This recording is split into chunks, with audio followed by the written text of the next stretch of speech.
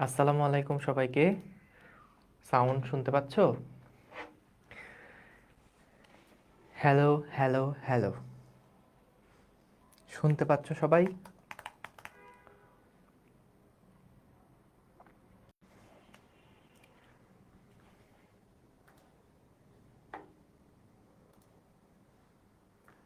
আশা করি সবাই শুনতে পাচ্ছো।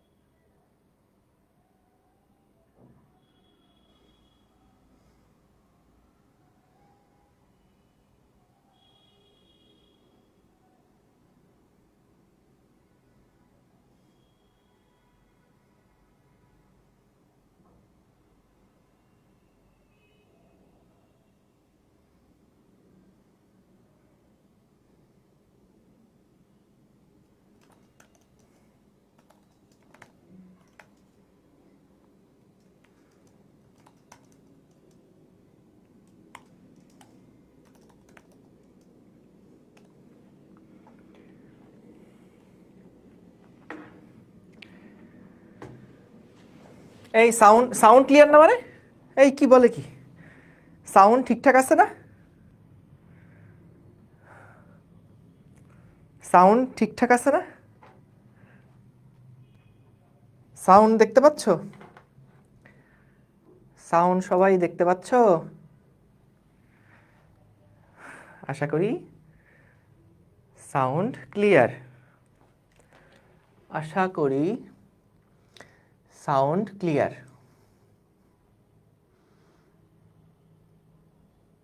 ঠিক আছে, সাউন্ড ক্লিয়ার। ওকে, সো আমরা আজকে ফ্রিকশন রিলেটেড আরও কিছু মজার মজার ম্যাথ প্রবলেম দেখব।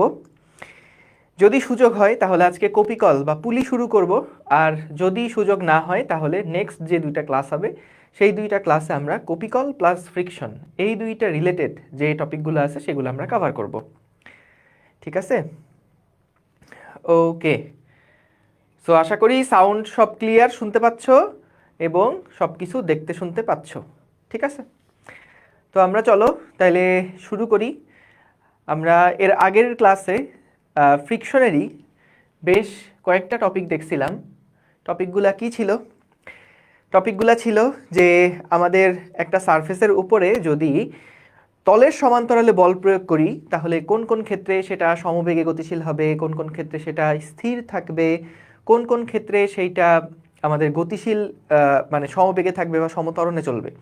এবং আরেকটা দেখছিলাম যদি আমাদের আনুভূমিকের সাথে একটা নির্দিষ্ট কোণে একটা বল প্রয়োগ করা হয় তখন কত বল প্রয়োগ করলে একটা ত্বরণে চলবে, কত বল প্রয়োগ করলে সমবেগে চলবে, কত বল প্রয়োগ করলে বস্তু স্থির থাকবে।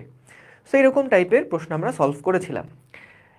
আজকে আমরা যেটা দেখব যে যদি একটা আনত তল থাকে এবং সেই আনত তলের উপরে যদি আমরা একটা বল প্রয়োগ করি, সেটা তলের সমান্তরাল হতে পারে, আনুভূমিক বরাবর হতে পারে এবং তলের আনত তলের সাথে একটা নির্দিষ্ট কোণেও বল প্রয়োগ করা হতে পারে, যে কোনো কেসই পসিবল। সেই রকম ক্ষেত্রে আমাদের আসলে সমীকরণগুলো কি কি হবে, সমীকরণগুলো কেমন হবে, সেইগুলো আমরা দেখতে চাই। ঠিক আছে? ঠিক আছে, তাইলে এখন সবাই কমেন্ট বন্ধ করো। কমেন্ট বন্ধ করে খাতা কলম বের করে খাতায় লিখতে পারো, অথবা একটা মই দিয়ে উঠে তুমি এই যে সিলিংয়েও নোট করতে পারো। সিলিংয়ে নোট করার সুবিধা বলছিলাম আগের দিন, এর আগে কখনো বলছিলাম সিলিংয়ে নোট করার সুবিধা? হ্যাঁ, বলছিলাম তাই না, যে ওই সিলিংয়ে যদি নোট করো তাহলে কিন্তু যখন রাত্রেও শুয়ে থাকবা তখনও চোখ খুলেই পড়া দেখতে পারবা। একটা সুবিধা না এটা? ঠিক আছে, তোমরা আবার আমি দেখলাম অনেকেই আমার কথার বেশ ভক্তি করো। তো কোন ক্লাসে বলছিলাম আমি জানি না, গতদিন একজন কমেন্ট করছে এরকম যে ভাই আমার এক ফ্রেন্ড বলছিল যে ডট গুণ দিয়ে যদি কেউ ইয়া না করে, ভেক্টরের মধ্যবর্তী কোণ বের না করে আপনি বলছিলেন চোখে বালি দিতে। তো আমি তো বালি পাই নাই, আমি কি জানি দিছে আরেকটা, তাই বললো চকের গুঁড়া দিছিল। তো আমি এটা শুনে আসলে হাসতে হাসতে কিছুক্ষণ গড়াগড়ি খাইছি যে যাই হোক, তোমরা এত ভক্তি করো, এত বেশি ভক্তি ভালো না, আবার হ্যাঁ, কথা শুনে বুঝে টুইছে তারপরে ভক্তি করা ভালো। যাই হোক, চলো চলো শুরু করি আমরা, চলো আমরা শুরু করি। আচ্ছা, আসলেই বলছিলাম, আমার না একদমই মনে নাই আমি যে কোন ক্লাসে কি বলি। এটা আসলে আমি খুব ভয়ঙ্কর একটা জোনে আছি। এতদিন যে ক্লাস নিলাম, কি কি যে বলছি তোমাদের, আর তোমরাও সব অ্যাকশন পালন করার জন্য বসে আছো। হ্যাঁ, খুব ভয়ে আছি আমি আসলে। কাদের পড়াই এদের? হ্যাঁ, এত ভক্তি করলে তো সমস্যা। পড়াশোনা করতে বলি পড়াশোনা করে না, চোখে বালি দিতে বলি সেটা না পেলে আবার চকের গুঁড়া দেয়। ওকে, সো দেখো, আমরা এর আগের দিন কিন্তু তোমাদের মনে আছে হয়তোবা ওই যে বিরাম কোণ বা স্থিতিকোণ দেখছিলাম এবং ঘর্ষণ কোণও দেখছিলাম। তো যাই হোক, আমরা আজকে যেটা করব যে এই যে তলটা আছে সেই তলটাকে যদি আমরা বাঁকায় দেই এবং তারপরে আমরা একটা বল প্রয়োগ করি, তাহলে কি হবে? সবাই খুব মনোযোগ দিবা, আমি কথা একবার বলবো, একবারেই বুঝতে হবে, ঠিক আছে? খুব সহজ লেকচার, আগের জিনিসগুলো বুঝে আসলে দেখবা এটা কিন্তু খুব সহজ, ঠিক আছে? আগের জিনিসগুলো বুঝলে এগুলা কিন্তু খুবই সহজ, ঠিক আছে? তাহলে চলো শুরু করি আমরা। তো আমরা এইবার তলটাকে বাঁকায় দিলাম। কি করলাম? তলটাকে বাঁকিয়ে দিলাম। তোমরাও তো আমার ভক্ত, তো সেই ক্ষেত্রে তোমরাও আমি যেভাবে বাঁকিয়েছি সেভাবেই বাঁকাবে খাতাতে। আনবিলিভেবল। তো মনে করো আমাদের এই যে কোণটা দেওয়া আছে ভাইয়া, এই কোণটা হলো মনে করো থিটা দেওয়া আছে, ঠিক আছে? এই কোণটা থিটা দেওয়া আছে। আমরা কি করলাম? এর উপরে একটা বল প্রয়োগ করলাম। আমাদের বলা আছে এই ব্লক এবং তলের মধ্যবর্তী যে ঘর্ষণ গুণাঙ্কগুলো, একটা হলো মিউ এস, একটা হলো মিউ কে, এই দুইটা আমাদের দেওয়া আছে এবং এই বস্তুর ভর এম দেওয়া আছে। তো তুমি যদি এই রাশি দিয়ে ম্যাথ করতে পারো, তাহলে কিন্তু যে কোনো ডেটাই থাকুক না কেন ম্যাথ করতে পারবা, ভেরি ইজি, ঠিক আছে? Very easy. সো দেখো, এখান থেকে আমরা যদি এফ বল প্রয়োগ করি, তাহলে খেয়াল করো আমরা সবার আগে কি করছিলাম? যখনই এরকম আনত তল থাকবে বা আনুভূমিকের সাথে কোনো একটা অ্যাঙ্গেল থাকবে, সেই সময় আমরা একটা শর্তের একটা কন্ডিশন ফুলফিল করতে বলছিলাম। সেটা হচ্ছে সবগুলো বলকে দুইটা উপাংশে ভাগ করে ফেলতে। কোন দুইটা উপাংশ বলো তো? সবগুলো বলকে তলের সমান্তরাল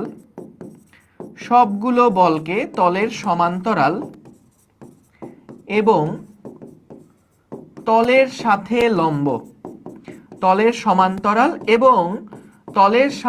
লম্ব উপাংশে ভেঙে নিব।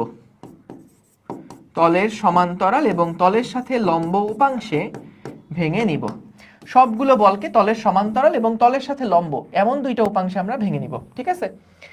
তাইলে খেয়াল করো এইখানে আমাদের কি কি বল কাজ করছে একটু দেখি। এই বস্তুর উপর একটা এমজি বল কাজ করছে।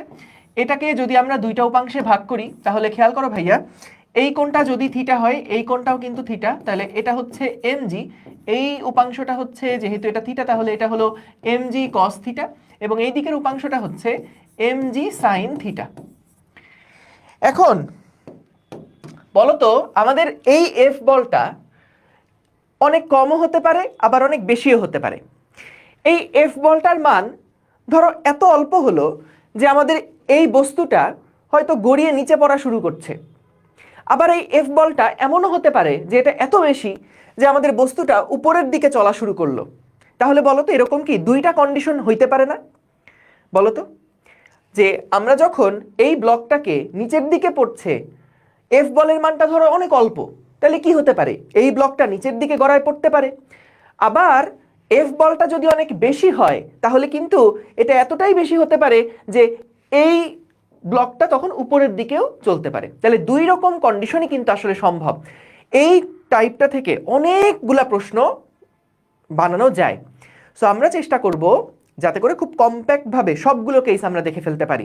সো খেয়াল করো, এইখানে আমাদের একদম শুরুতে দুইটা কন্ডিশন হতে পারে। একটা হচ্ছে সাপোজ আমি বললাম যে এফ এর মানটা মনে করো বড় এমজি সাইন থিটার থেকে, এফ এর মানটা বড় এমজি সাইন থিটার থেকে। তাহলে বলো তো দুইটা কাহিনী হতে পারে না? একটা হচ্ছে বস্তু উপরের দিকে চলার উপক্রম হতে পারে, আর আরেকটা হতে পারে বস্তু উপরের দিকে চলা শুরু করছে। দুইটা কাহিনী হতে পারে। একটা হচ্ছে এফ এর মান যদি এমজি সাইন থিটার চেয়ে বড় হয়, তাহলে একটা কন্ডিশন হতে পারে যে বস্তু উপরের দিকে চলার উপক্রম হচ্ছে, আর আরেকটা হতে পারে বস্তু উপরের দিকে গতিশীল হচ্ছে।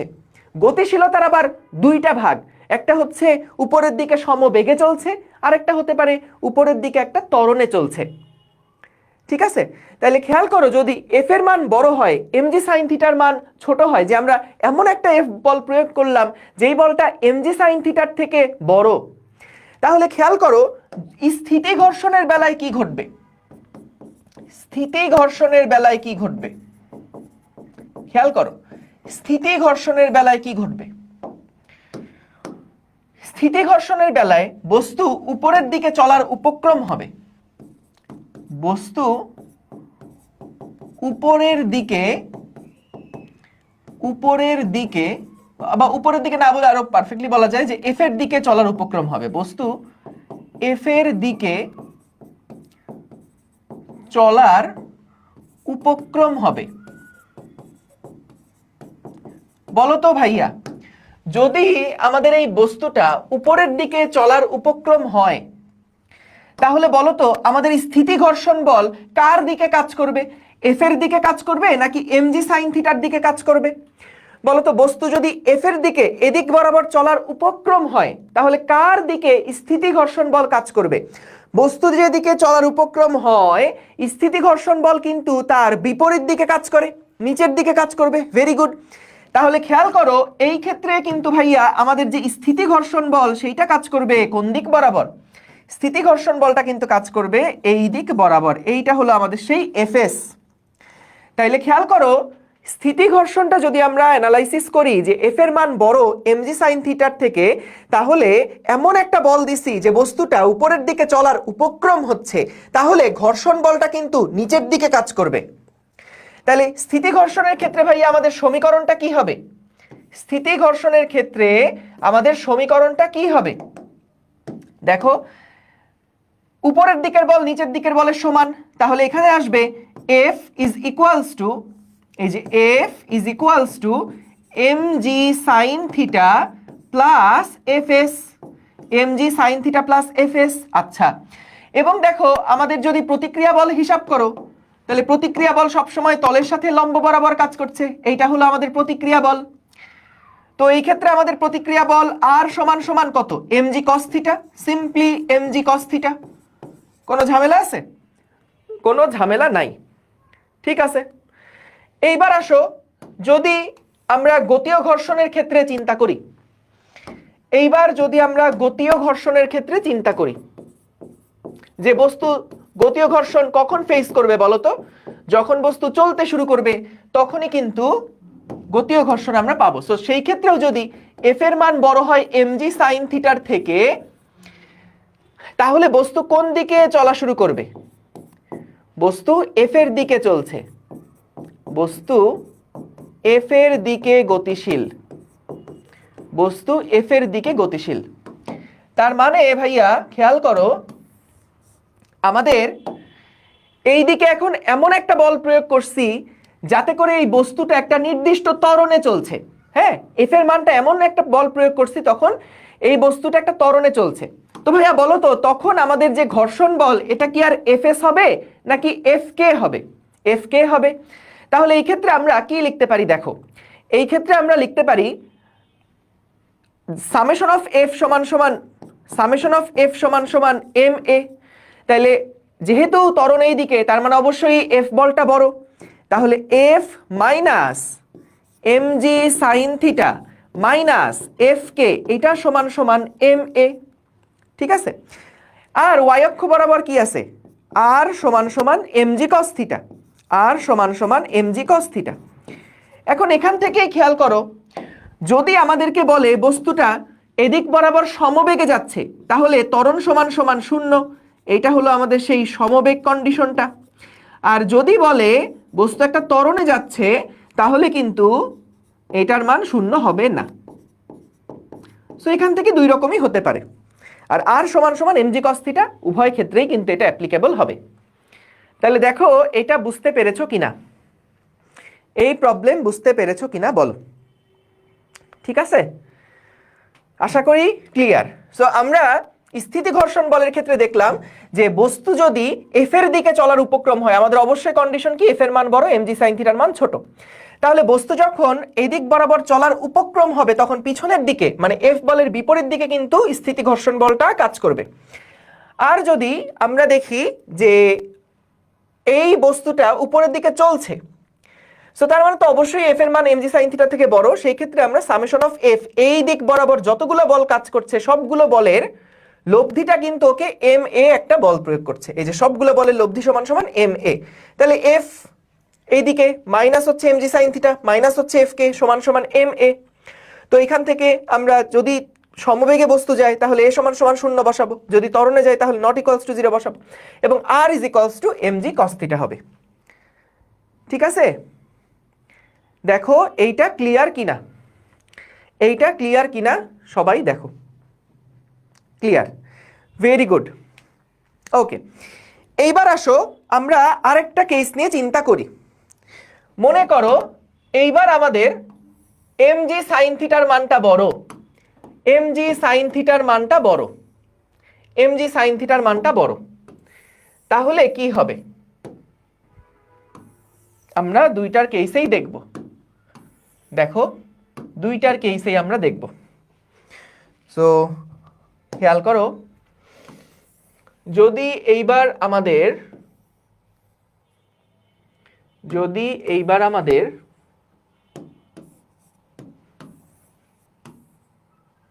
আমি তোমাদের জন্য স্মার্ট বোর্ডের কোনো ফিচার এখন থেকে আর ব্যবহার করি না। তোমরা কি লক্ষ্য করছো এটা? আগে যেমন স্মার্ট বোর্ডের ফিচারগুলো ব্যবহার করতাম, এখন কিন্তু কখনোই আর ব্যবহার করি না। দেখো, সো যদি এইবার এফ এর মান কম হয়, এমজি সাইন থিটার মান বেশি হয়, তাহলে বলো তো বস্তু কোন দিকে পড়ার উপক্রম হবে, বস্তুটা কোন দিকে চলার উপক্রম হবে বলো তো, বস্তু কোন দিকে চলার উপক্রম হবে? যদি আমাদের এফ এর মান কম হয়, এমজি সাইন থিটার মান যদি বেশি হয়, তাহলে বস্তু এবার কোন দিকে পড়ার উপক্রম হবে? নিচের দিকে। তাহলে আমাদের ঘর্ষণ বল কোন দিকে কাজ করবে? দেখো এমজি সাইন থিটা এর দিকে বস্তু চলার উপক্রম হবে, এমজি সাইন থিটার দিকে বস্তু চলার উপক্রম হবে। তাহলে স্থিতি ঘর্ষণ বল, তাহলে স্থিতি ঘর্ষণ বল এফ এস এফ এর দিকে কাজ করবে, এফ এর দিকে কাজ করবে।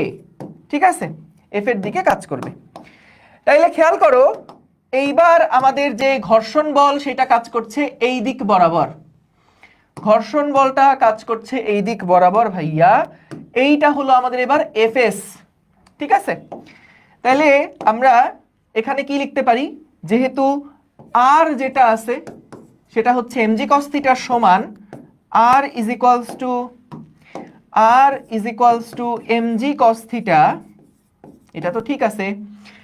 আর capital F plus F S, এইটা সমান সমান হচ্ছে এমজি সাইন থিটা। ঠিক আছে, তাহলে এফ সমান সমান আমরা লিখতে পারি M G sine theta minus F S. আর এফ এস মানে কি? এফ এস মানে কি? মিউ এস ইন্টু আর, আর মিউ এস ইন্টু আর মানেও কি? Minus mu S into R মানে হলো এই যে এমজি কস থিটা। তাহলে এটা হলো এফ। ঠিক আছে, ক্লিয়ার সবাই? এবার খেয়াল করেন, যদি এমন হয় যে আমাদের এই বস্তুটা এবার এফ এর মান কম, এমজি সাইন থিটার মান বেশি, সেই ক্ষেত্রে দেখা গেল বস্তুটা এই দিক বরাবর একটা ত্বরণ লাভ করলো, এই দিক বরাবর একটা ত্বরণ লাভ করলো। তাহলে বলো তো, যখন ত্বরণ লাভ করছে তখন এটা কি আর এফএস থাকবে? এফ কে হয়ে যাবে।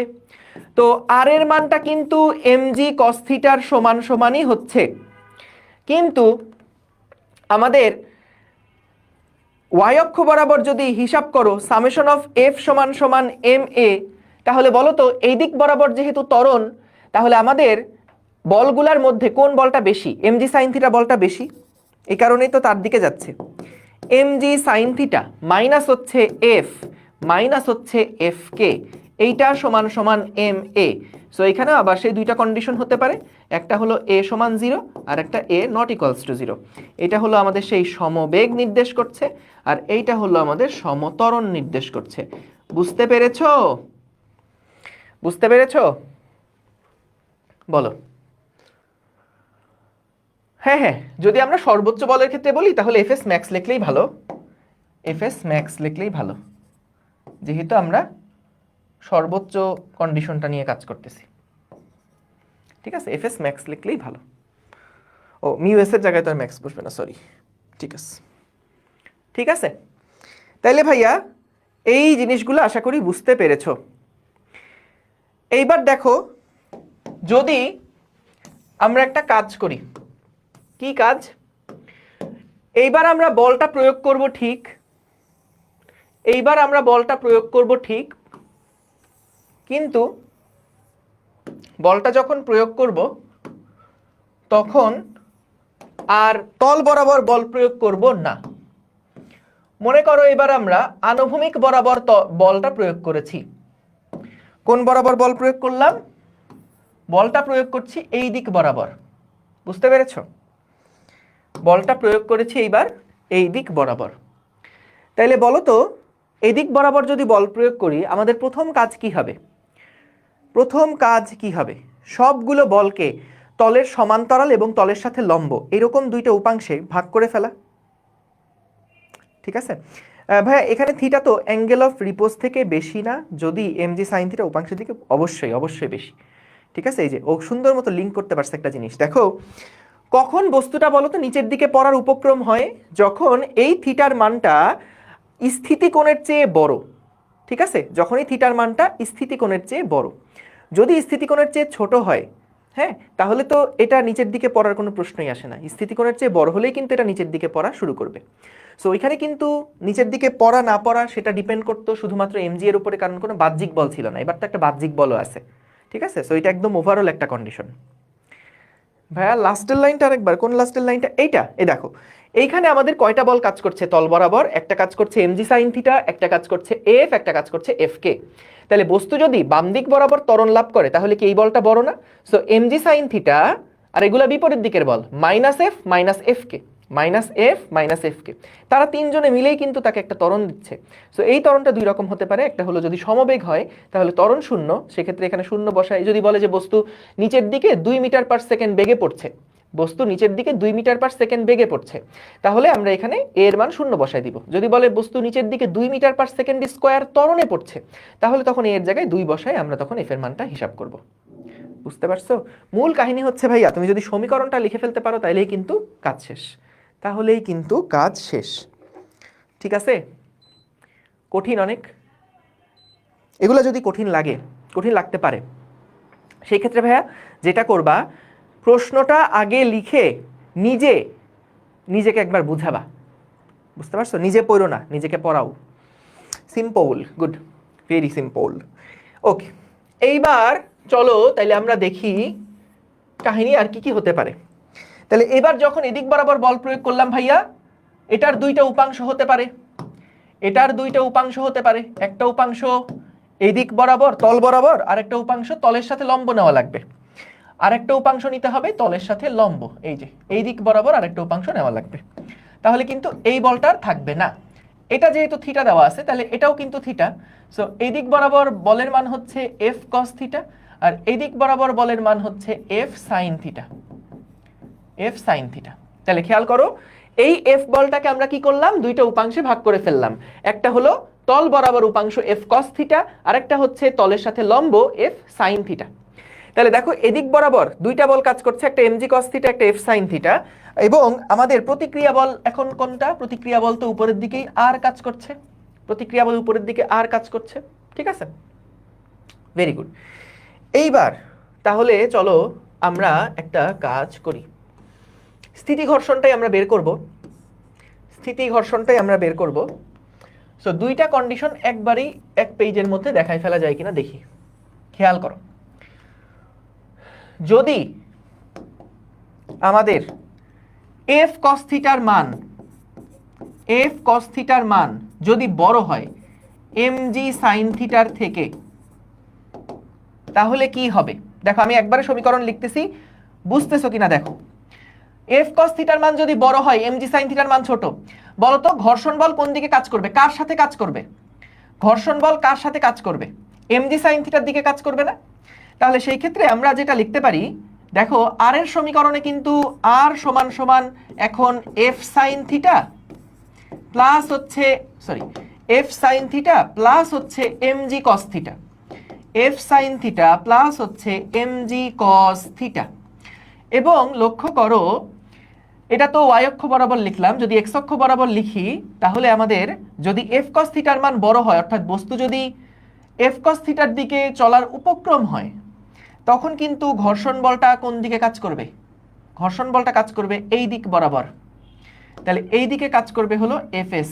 তাহলে আমরা লিখতে পারি যে এফ কস থিটা এটা সমান সমান এমজি সাইন থিটা প্লাস হচ্ছে এফ এস গেল। এইবার আসো আর একটা কন্ডিশন কি হতে পারে, যদি এবার এফ কস থিটা এর মানটা কম হয়, এমজি সাইন থিটার থেকে কম হয়, এমজি সাইন থিটার থেকে কম হয়, আর এর কি কোনো পরিবর্তন হবে? আর এর কোনো পরিবর্তন হবে? আর কিন্তু আগে যা ছিল এখনো আর তাই থাকবে। কিন্তু যখন আমাদের এফ কস থিটার মান কম, এমজি সাইন থিটার মান বেশি, তখন কিন্তু আমাদের ঘর্ষণ বলটা কার দিকে কাজ করবে? এফ কস থিটার দিকে কাজ করবে। এফ এস এটা সমান সমান হবে এমজি সাইন থিটা। বুঝতে পারছো? অর্থাৎ তখন আমাদের ছবিটা, আচ্ছা এটা এরকমই থাকুক, এটার হচ্ছে এইটার ছবিটা হলো এইটা, আর আমরা এটার ছবিটা পাশে এঁকে রাখি। এটার ছবিটা হচ্ছে এইটা, এটার ছবিটা এইটা, এবং সেই ক্ষেত্রে আমাদের যে ঘর্ষণ বলটা এই দিক বরাবর কাজ করছে, ঘর্ষণ বলটা এই দিক বরাবর কাজ করছে। ঠিক আছে, আশা করি বুঝতে পেরেছো। বলো এটা কি ক্লিয়ার সবাই? হ্যাঁ, এফ এর থিটার হেলানো তলের থিটাটা তো সেম, কারণ দেখো আমাদের বলটা প্রযুক্ত হয়েছে কি আনুভূমিক বরাবর, বলটা প্রযুক্তই হয়েছে আনুভূমিক বরাবর। ঠিক আছে, হ্যাঁ বলটা প্রযুক্তই হয়েছে আনুভূমিক বরাবর। সো তাহলে এটার দুইটা উপাংশ, একটা তল বরাবর হলে এফ কস থিটা, আর তলের সাথে লম্ব বরাবর হলে এফ সাইন থিটা। ঠিক আছে, ঠিক আছে, আশা করি বুঝতে পেরেছো। ডান। এইবার ভাইয়া দেখেন, আসেন গতীয় ঘর্ষণ। গতীয় ঘর্ষণ, গতীয় ঘর্ষণ, গতীয় ঘর্ষণের বেলাতে কি কি হবে? তো আমাদের একই কাহিনী। এবার মনে করো যেন বিদেশ ঘুরে মাকে নিয়ে যাচ্ছি অনেক দূরে। গতীয় ঘর্ষণ। সো এবার আসো, গতীয় ঘর্ষণের ক্ষেত্রে আবারও সেই দুই রকমের কন্ডিশন আসবে। দেখো প্রথমটাই আমরা যদি দেখি যে এফ কস থিটার মান ধরো বড়, এমজি সাইন থিটার চেয়ে বড়। তাইলে যদি এমজি সাইন থিটার চেয়ে বড় হয়, তাহলে এই উপরের দিকের যে আর এটা কিন্তু আমাদের MG cos theta plus F sine থিটার সমান সমান হবে। কারণ দেখো কেন সমান সমান বলছি, যদি উপরের দিকেটা বেশি হতো তাহলে তো বস্তু উপরে চলা শুরু করতো, নিচের বলগুলা বেশি হলে তো নিচে যাওয়া শুরু করতো, কিন্তু এদিক বরাবর কি সে মুভ করছে না? তাহলে উপরের দিকের যে বল প্রতিক্রিয়া বল এবং নিচের এফ সাইন থিটা আর এমজি কস থিটা দুইটা পরস্পর সমান। আচ্ছা, এবং খেয়াল করো যখন বস্তুটা এফ কস থিটার মান বড় এবং এমজি সাইন থিটার মান বড়, যেহেতু গতীয় ঘর্ষণ নিয়ে আলোচনা করছি, তাহলে এই ক্ষেত্রে আমাদের ধরে নেওয়া ত্বরণটা কোন দিকে? এই দিক বরাবর। তাহলে সেই ক্ষেত্রে আমরা লিখতে পারি F cos theta minus M G sine theta minus আমাদের এফ কে, এটা সমান সমান এম ইন্টু এ। সো এখানে আবার একই জিনিস, এ এর মান 0 হতে পারে অথবা এ এর মানটা নট ইকুয়ালস টু 0 হতে পারে। পরের কন্ডিশন কি হতে পারে? পরের কন্ডিশন কি, যে যদি আমাদের এফ কস থিটার মান ছোট হয় mg sin থিটার চেয়ে যদি ছোট হয়, f cos থিটার মান যদি mg sin থিটার চেয়ে ছোট হয়, তখন আমাদের আর এর সূত্র তো ভাইয়া আগের মতনই থাকবে, কিন্তু এখন যেহেতু f cos থিটার মান কম, তাহলে এইবার কিন্তু বস্তুর যে ত্বরণ সেটা কোন দিকে কাজ করবে? বস্তুর ত্বরণটা এবার কাজ করবে এই দিক বরাবর। এই দিক বরাবর যদি বস্তুর ত্বরণ হয়, তাহলে mg sin theta minus f কে মাইনাস f কে এইটা সমান সমান ma। সো এখানেও আমাদের a এর মান 0 হতে পারে, অথবা a এর মানটা নট ইকুয়ালস টু 0 হতে পারে। বুঝতে পেরেছো? বলো তো।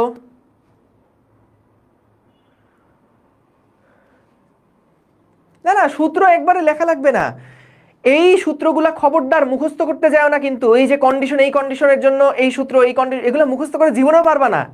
এইগুলা প্রত্যেকটা ক্ষেত্রে নিজের থেকেই, যখন ম্যাথ আসবে, ম্যাথ আসার সময় নিজের থেকেই কিন্তু এগুলো ভাইয়া সলভ করতে হবে, বুঝছো? নিজের থেকেই সলভ করতে হবে এইগুলা, হ্যাঁ, নিজের থেকেই এগুলা সলভ করতে হবে। ওকে, আমি কি এখানে কোনো ভুল লিখছি? না, ঠিক আছে, mg sin থিটা পারফেক্ট, কোনো অসুবিধা নাই। সো এটা mg হলে এটা mg cos থিটা, এটা mg sin থিটা, ঠিক আছে, কোনো অসুবিধা নেই। ঠিক আছে, ক্লিয়ার কিনা বলো? আমরা লব্ধি কেন দিছি লব্ধি কেন f দিব? আমাদের এই দিক বরাবর যখন বস্তুটা গতিশীল হচ্ছে, খেয়াল করো, যদি বস্তুটা এইদিকে গতিশীল হয়, তাহলে f cos থিটা বড় হবে, আর mg sin থিটা এবং ঘর্ষণ বলটা যোগফল কিন্তু কম হবে। বস্তু যদি উপরের দিকে চলা শুরু করে, তাহলে সেক্ষেত্রে f cos theta minus mg sin theta minus f কে সমান সমান ma। আর যদি বস্তুটা নিচের দিকে চলা শুরু করে, তখন আমাদের ঘর্ষণ বল কোন দিকে কাজ করবে? তখন ঘর্ষণ বল কিন্তু কাজ করবে এই উপরের দিকে, এই দিক বরাবর তখন ঘর্ষণ বল কাজ করবে। বুঝতে পেরেছো? দেখো তো, বলো। চলো একবার রিভিশন দিয়ে নেই। ভাইয়া f লিখছেন নিচে f cos থিটা না, কোনটার কথা বলছো? ও আচ্ছা, সরি, এখানে f লিখে ফেলছি, আহারে, থ্যাংক ইউ পূর্ণতা। এটা হবে f cos থিটা, তাই তো? কারণ এই বলটা নিয়ে তো আমাদের কাজ, এটা f না তো, f cos থিটা। ঠিক আছে, গুড। চলো পুরাটা একবার সামারি করে ফেলি। কি করলাম? পুরাটা একবার সামারি করে ফেলি। সো প্রথমবার আমরা একটু ভেঙে ভেঙে সবকিছু দেখাইছিলাম, পরেরগুলা একটা পেজে লিখে ফেলছি কিন্তু। হ্যাঁ, ঠিক আছে। চলো পুরাটা আরেকবার রিক্যাপ করি, যাদের এখনো গ্যাপ আছে তারা বুঝে যাবা। খেয়াল করো, প্রথম থেকে দেখো কি করেছি আমরা। প্রথমে আমরা এই বস্তুটার উপরে একটা এফ বল প্রয়োগ করছি। এখন এফ বল প্রয়োগ করে অনেক কিছু করা যেতে পারে। একটা হলো বস্তুকে এদিক বরাবর চলার উপক্রম বানানো যেতে পারে, আর একটা হলো নিচের দিকে চলার উপক্রম বানানো যেতে পারে। এদিক বরাবর একটা ত্বরণ দেওয়া যেতে পারে, এদিক বরাবর একটা সমবেগ দেওয়া যেতে পারে, আবার এদিক বরাবর একটা ত্বরণ দেওয়া যেতে পারে, এদিক বরাবর একটা সমবেগ দেওয়া যেতে পারে। বিভিন্ন কন্ডিশন হওয়া সম্ভব। বলো, কন্ডিশনগুলা কি বুঝতে পেরেছো সবাই? কন্ডিশনগুলা কি বুঝতে পেরেছো? কি কি কন্ডিশন হতে পারে? Clear, good. এইবার খেয়াল করো, যদি এফ এর মানটা বড় হয়, এই এফ এর মানটা যদি এমজি সাইন থিটার চেয়ে বড় হয়, তাহলে বলো তো, তারপরেও যদি বস্তু স্থির থাকে, তার মানে কি? বস্তুটা উপরের দিকে চলার উপক্রম হচ্ছে, তার মানে ঘর্ষণ বল কাজ করবে বিপরীত দিকে, স্থিতি ঘর্ষণ বল বিপরীত দিকে কাজ করবে। তা দেখো, স্থিতি ঘর্ষণের বেলায় যখন এফ এর মানটা আমরা বাড়ায় দিলাম, এফ এর মান যদি এমজি সাইন থিটার চেয়ে বড় হয়, তখন কিন্তু বস্তু এফ এর দিকে চলার উপক্রম হবে, তাহলে ঘর্ষণ বল এই দিকে কাজ করছে। সেই ক্ষেত্রে দেখো সমীকরণ কি হবে, যে এফ বলটা এমজি সাইন থিটা আর এফ এস এর যোগফলের সমান, এবং আর এর যে মানটা সেটা এমজি কস থিটার সমান। বলো, এইটা নিয়ে কি কারোর কোনো প্রবলেম আছে? প্রথমটা নিয়ে কারোর কোনো প্রবলেম আছে? বলো, নাই, সহজ জিনিস। পরেরটা আমরা দেখলাম, এইবার যদি বস্তুটা গতীয় ঘর্ষণ আমরা বের করতে চাই, ধরো এফ এর মান বড় এবং এবার বস্তুটা এই এ বরাবর চলছে, এবার বস্তুটা এই দিক বরাবর চলছে, তাহলে বলো তো, আমাদের যেহেতু বস্তু ত্বরণ এদিক বরাবর যাচ্ছে, তার মানে অবশ্যই এফ বলটা বড়, তাহলে F minus M G sine theta, এবং যেদিকে ত্বরণ হয় ঘর্ষণ বল তার বিপরীত দিকে কাজ করে। এই জন্য দেখো, F minus M G sine theta minus F কে সমান সমান এম এ। তো আমাদের যদি বলে যে বস্তুটা সমতরণে যাচ্ছে, ত্বরণের মান দেওয়া আছে, তাহলে মান বসাবা। আর যদি বলে বস্তু একটা নির্দিষ্ট সমবেগে যাচ্ছে, তখন ত্বরণের মান 0, তখন এটা a এর মান 0 বসাই, পাশে 0 বসাই, তারপর সমীকরণ থেকে f এর মানটা বের করবা। এবং দেখো এখানে f কে যখন বের করবা, f কে মানে কত, মিউ কে ইনটু r, সেই r এর মান পাওয়ার জন্য y অক্ষ বরাবর অ্যানালাইসিসটা করতে হবে। তাইলে বলো আমাদের এই কন্ডিশনটা কি সবাই বুঝতে পেরেছো কিনা জানাও, এই কন্ডিশনটা সবাই ক্লিয়ার কিনা জানাও। Clear, thank you so much. এইবার আসেন পরেরটা। যদি আমাদের এবার f এর মানটা কম হয়, mg sin থিটার মানটা বেশি হয়, তাহলে বলো তো বস্তুটা কি নিচের দিকে পড়ার উপক্রম হবে না? তাইলে বস্তুটার উপরে স্থিতি ঘর্ষণ বল কি f এর দিকে কাজ করবে? তো বস্তু যদি mg sin থিটার দিকে চলার উপক্রম হয়, তাহলে স্থিতি ঘর্ষণ বলটা কার দিকে কাজ করবে? স্থিতি ঘর্ষণ বলটা f এর দিকে কাজ করবে। আর সমান সমান mg cos থিটা, কোনো সমস্যা নাই। এখানে আমাদের দেখো যেহেতু বস্তু এখনো স্থির আছে, তাহলে এই দুইটা বলের যোগফল এটা সমান। সো এটাই লিখছি f প্লাস fs ম্যাক্সিমাম, এটা সমান সমান mg sin থিটা। এরপর fs এর মান টান বসাই হাবিজাবি বের করছি। এইবার আসো গতীয় ঘর্ষণ। তো যেহেতু আমাদের f এর মানটা কম, mg sin থিটার মান বেশি, আমাদেরকে বলতে পারে বস্তুটা এই দিক বরাবর একটা ত্বরণে যাচ্ছে। তাহলে যদি এদিক বরাবর ত্বরণে যায়, তখন বলো কোন বলটা বেশি? অবশ্যই mg sin থিটা বেশি। বস্তুর ত্বরণ যেদিকে, ঘর্ষণ তার বিপরীত দিকে হবে। বস্তু যেদিকে গতিশীল থাকে, ঘর্ষণ বল তার বিপরীত দিকে কাজ করে। তাহলে এখানে দেখো mg sin থিটা থেকে মাইনাস করতে হবে কাকে? f কে এবং এই f টাকে। তাহলে দেখো mg sin থিটা থেকে f বাদ দিলাম, মাইনাস f কে বাদ দিলাম, সমান সমান ma। সো এখানে ত্বরণের দুইটা কেস হইতে পারে, একটা বস্তু সমবেগে যেতে পারে, একটা সমত্বরণে যেতে পারে, সেই অনুযায়ী আমরা এখানে বসাবো। আর r এর মান mg cos থিটা। সো এই জিনিসটা লাগবে যখন f কে সমান বের করব মিউ কে ইনটু r। বলো এইটা কি সবাই ক্লিয়ার? এই কন্ডিশন কি সবাই ক্লিয়ার? বলো ডান, ডানা ডান, ডান, এই পর্যন্ত সবাই clear? Thank you, very good. এইবার আসেন ভাইয়া, কনসেপ্ট এইটাই। এখন কি করবে জানো? এখন একটু তোমার ওই যে তিরিং বিরিং করবে। তিরিং বিরিং কেমন? যে এই বলটাকে কখনো তলের সমতলে দিবে, তলের সমান্তরাল দিবে, আবার কখনো এই বলটাকে আমাদের এর সাথে একটা কোণ করে দিবে। তো ভাইয়া যেটাই করুক না কেন, আমাদের এই দিক বরাবর উপাংশটা যদি mg sin থিটার থেকে বড় হয়, তাহলে আগের ম্যাথটা যেভাবে করছি সেভাবে করব। আর যদি mg sin থিটার মানটা বড় হয়, এদিক বরাবর বলের উপাংশটা ছোট হয়, তাহলে এখানে যেভাবে করা আছে সেভাবে করব। জাস্ট আর এর সাথে একটা ভ্যালু যোগ হবে, কারণ বলটা যদি কোনাকুনি দেই, তাহলে তো বলের একটা উপাংশ y অক্ষ বরাবর থাকবে। সো আর এর ভ্যালুটা একটু চেঞ্জ হবে, এইটাই খালি, আর কিচ্ছু না। তাহলে আসো পরের কন্ডিশনটা কি দেখলাম আমরা। যদি এবার বলটা এই দিক বরাবর কাজ করে, সবসময় আমরা প্রত্যেকটা বলকে কি করি? তলের সমান্তরাল এবং তার সাথে লম্ব এরকম দুইটা উপাংশে ভাগ করে নেই। তাহলে খেয়াল করো, এদিক বরাবর একটা উপাংশ নিলাম, এদিক বরাবর একটা উপাংশ নিলাম, ডান, কোনো অসুবিধা নাই। এইবার আমরা বলতেছি দেখো স্থিতি ঘর্ষণের বেলায় দুইটা কন্ডিশন হতে পারে। একটা হলো বস্তু উপরের দিকে চলার উপক্রম হতে পারে, আরেকটা হলো বস্তু নিচের দিকে চলার উপক্রম হতে পারে।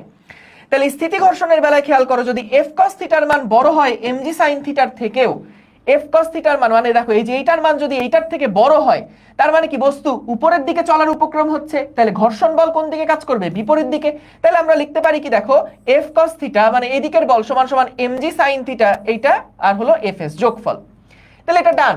আর যদি এরকম হয় বস্তুর mg sin থিটার মানটা বড়, বস্তু তাহলে কি নিচের দিকে চলার উপক্রম হবে, তাহলে ঘর্ষণ বল তখন উল্টা দিকে কাজ করবে। এই যে এই কন্ডিশনটা দেখাইছি, যদি বস্তু নিচের দিকে পড়ার উপক্রম হয়, তাহলে ঘর্ষণ বল এই দিকে, স্থিতি ঘর্ষণ বলটা গতির বিপরীত দিকে হবে, বা যেদিকে চলার উপক্রম হচ্ছে তার উল্টা দিকে হবে। সেই ক্ষেত্রে দেখো mg sin থিটা যেটা, mg sin থিটা যেটা, সেটা সমান সমান fs আর f cos থিটার যোগফল হবে, fs আর f cos থিটার যোগফল হবে। এবং আমাদের y অক্ষ বরাবর যে r, সেটা কিন্তু mg cos থিটা এবং f sin থিটা, এই দুইটা বলের যোগফলের সমান হবে, কারণ এটা তো y অক্ষ বরাবর ব্যালেন্সড আছে। বলো স্থিতি ঘর্ষণ এই কেসটা কি ক্লিয়ার সবাই? বলো তো স্থিতি ঘর্ষণে এই পর্যন্ত কি সবাই ক্লিয়ার কিনা বলেন? সবাই clear, very good. f cos theta আর mg sin থিটার কোণগুলা সমান, দুইটাই তো থিটা, তাহলে কোণগুলা সমান। এই যে এই থিটা আর এই থিটা যে সমান, এটা আমরা এটা তোমাদের বলছিলাম না? এটা কোনো ক্লাসে দেখাই নাই যে এই থিটা আর এই থিটা সমান? দেখাইছি তো, অবশ্যই দেখাইছি, দেখাইছি তো। ওকে, এইবার আসো গতীয় ঘর্ষণের বেলায় কি ভাইয়া, একদম সেম কেস। যদি আমাদের f cos থিটার মানটা বড় হয়, mg sin থিটার মান বড় হয়, অর্থাৎ বস্তু যদি এই দিকে ত্বরণ লাভ করে, ত্বরণটা কার দিকে একটু লিখে দেই এখানে, যে ত্বরণ এফ কস থিটার দিকে, ত্বরণ এফ কস থিটা এর দিকে। তাহলে ত্বরণ যদি এফ কস থিটার দিকে হয় তাহলে আমাদের তখন ঘর্ষণ বলটা কার সাথে কাজ করবে? এমজি সাইন থিটার সাথে কাজ করবে। তাহলে এখান থেকে দেখো এই আমাদের এফ কস থিটা মাইনাস হচ্ছে এমজি সাইন থিটা মাইনাস হচ্ছে এফ কে সমান সমান এম এ। আর যদি এখানে আমরা কোনটার ছবি এঁকে রাখছি একটু বলে রাখি, এটা হলো কন্ডিশন 1, এটা হলো কন্ডিশন 2। সো এটা কিসের ছবি? এটা হলো 2 নাম্বার কন্ডিশনটার ছবি। এবং যদি আমাদের বস্তুটা এবার এই দিক বরাবর ত্বরণ লাভ করে তাহলে ঘর্ষণ বল কোন দিকে কাজ করবে? উল্টা দিকে কাজ করবে। তাহলে এফ সাইন থিটা মাইনাস হচ্ছে এফ কস থিটা মাইনাস হচ্ছে আমাদের এফ কে সমান সমান এম ইন্টু এ। আর আর এর মানটা তো আগের মতনই, আর এর মানটা তো আগের মতনই। তাহলে দেখো গতীয় ঘর্ষণের এই কন্ডিশন কি সবার জন্য ক্লিয়ার কিনা? সবার জন্য ক্লিয়ার কিনা বলো? ক্লিয়ার? ঠিক আছে। এখন তোমাদেরকেই একটা হোমওয়ার্ক দেই, হোমওয়ার্কটা কি জানো? হোমওয়ার্কটা হচ্ছে আরো সিম্পল। সেইটা হলো গিয়ে যদি এইবার আমাদের এই যে বলটা নিয়ে এতক্ষণ কাজ করছিলাম আমরা, এই যে বলটা নিয়ে কাজ করছিলাম আমরা, যেই বলটা নিয়ে কাজ করছিলাম, এবার মনে করো ভাইয়া বলটা এবার তলের সাথে এইরকম একটা দিকে হলো, বলটা এবার তলের সাথে এরকম একটা দিকে হলো যেটা আনুভূমিকের বা এই আনত তলের সাথে আবার আলফা ডিগ্রি কোণে আছে। তাহলে এই ক্ষেত্রে আমাদের ওই 4টা কন্ডিশনে কি কি হবে সেটা হোমওয়ার্ক করবা। বের করতে পারবা না? বের করতে পারবা না? জাস্ট এই বলটাকে আবার কি করবা? F cos alpha F sine alpha দুইটা উপাংশে ভাগ করে নিবা। সো এটা কিন্তু ভাইয়া আলফা, এটা কিন্তু থিটা, খেয়াল রেখো আমাদের এই দুইটা কোণ কিন্তু আলাদা আলাদা। এটা 30 ডিগ্রি, এটা ধরো 20 ডিগ্রি, এরকম কোন একটা চেঞ্জ আর কি, দুইটা সেম না, ডিফারেন্ট একটা কোণ দেওয়া আছে। তাহলে এই ক্ষেত্রে স্থিতি ঘর্ষণ বল এদিকে হলে কি হবে, এদিকে হলে কি হবে বের করবা। গতীয় ঘর্ষণ বল এদিকে থাকলে কি হবে, এদিকে থাকলে কি হবে বের করবা। সো এটা হোমওয়ার্ক থাকলো, এইটা তোমাদের সবার জন্য হোমওয়ার্ক থাকলো। আশা করি এটা পারবা, পারা উচিত। ওকে, এইবার আসো ছোট্ট বন্ধুরা, আমরা একটা সুন্দর ম্যাথ একটু করে ফেলবো। হ্যাঁ, এইখানে একটা সুন্দর ম্যাথ আছে, এটা একটু করে ফেলি আগে। দেখো একটু লিখে ফেলো প্রশ্নটা, একটু লিখে ফেলো সবাই, প্রশ্নটা একটু সবাই লিখে ফেলো, প্রশ্নটা একটু লিখে ফেলো। প্রশ্নটা খুবই চমৎকার এবং এইখান থেকে মোটামুটি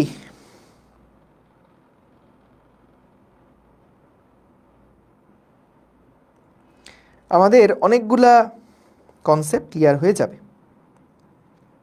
বুঝতে পেরেছেন? অনেকগুলা কনসেপ্ট কিন্তু ক্লিয়ার হয়ে যাবে। দেখো কি বলছে এখানে, দেখো এত কেজি ভরের মানে 5 গ্রাম ভরের আর কি একটা বস্তুকে 30 ডিগ্রি নতিকোণের, 30 ডিগ্রি নতিকোণ মানে আনততলের যে কোণটা, আনুভূমিকের সাথে আনততলের যে কোণটা সেটা হলো 30 ডিগ্রি, নততল বরাবর উপরের দিকে নির্দিষ্ট বেগ দেওয়া হলো। যদি বস্তুর উপরের দিকে উঠতে যে সময় লাগে নিচে নামতে যে সময় লাগে তার অর্ধেক হয়, তাহলে বস্তু এবং ব্লকের মধ্যে ঘর্ষণ গুণাঙ্ক কত নির্ণয় করো। খুবই কম্প্রিহেন্সিভ একটা প্রবলেম, এইটা দিয়ে মোটামুটি অনেকগুলা কনসেপ্ট একবারে চলে আসবে। দেখেন এইটা হলো মনে করো আমাদের সেই আনত তল, বুঝছেন? এইটা হলো আমাদের সেই আনত তল যেটা বলেছে 30 ডিগ্রি কোণে আছে। এর উপরে আমরা কি করলাম দেখেন, একটা বস্তু আছে, এই বস্তুটার ভর হলো মাত্র 5 গ্রাম। কত? মাত্র 5 গ্রাম, মাত্র 5 গ্রাম। তো যদি এটা 5 গ্রাম হয় আমরা কি করছি জানো, এইখানে এটাকে একটা যে কোনো বেগ দিয়ে দিছি। কত বেগ দিছি জানি না, যে কোনো একটা বেগ দিয়ে দিছি, যে কোনো একটা বেগ দিয়ে দিছি। সো যখন বেগ দিছি তখন বলো তো আমাদের তো এই তলের সাথে বস্তুর একটা ঘর্ষণ বল আছে মিউ, একটা ঘর্ষণ বল আছে মিউ, সরি ঘর্ষণ গুণাঙ্ক আছে মিউ। তাহলে বলো তো যখন বস্তু উপরের দিকে যাবে তখন বলো তো যেহেতু একটা নির্দিষ্ট বেগে তাকে দেওয়া হয়েছে, একটা ঠেলা দিছি, এমন একটা ঠেলা যে ঠেলা দেওয়ার কারণে বস্তুটার উপরের দিকে চলা শুরু করছে, বস্তুটার বেগ উপরের দিকে হওয়া শুরু করছে। এখন বলো তো ভাই যত উপরে যাবে বেগ কি বাড়বে না কমবে? যত উপরের দিকে যাবে বেগ কি বাড়বে না কমবে বলো তো?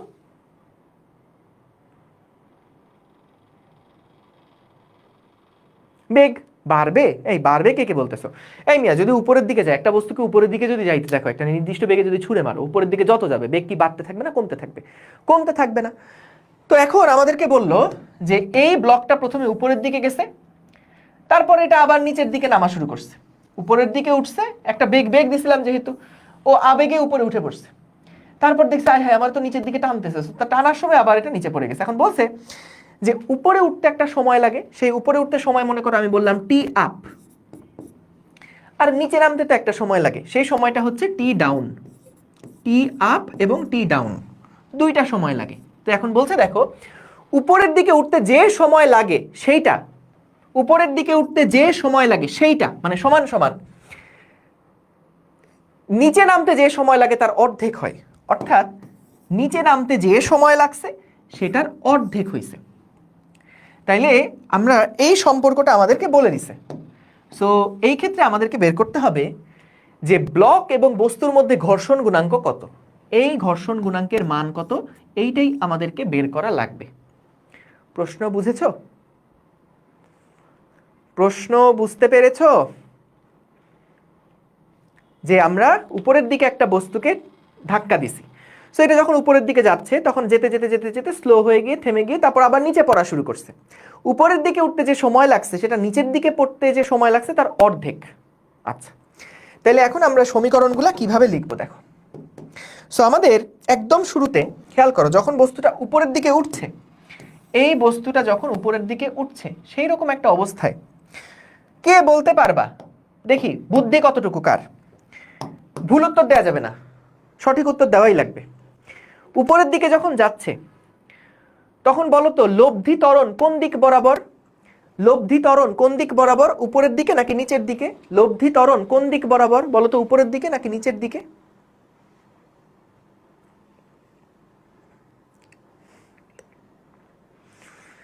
এই জিনিস ভুল করলে পিট্টি খাওয়া উচিত, পিট্টি, একদম পিট্টি খাওয়া উচিত।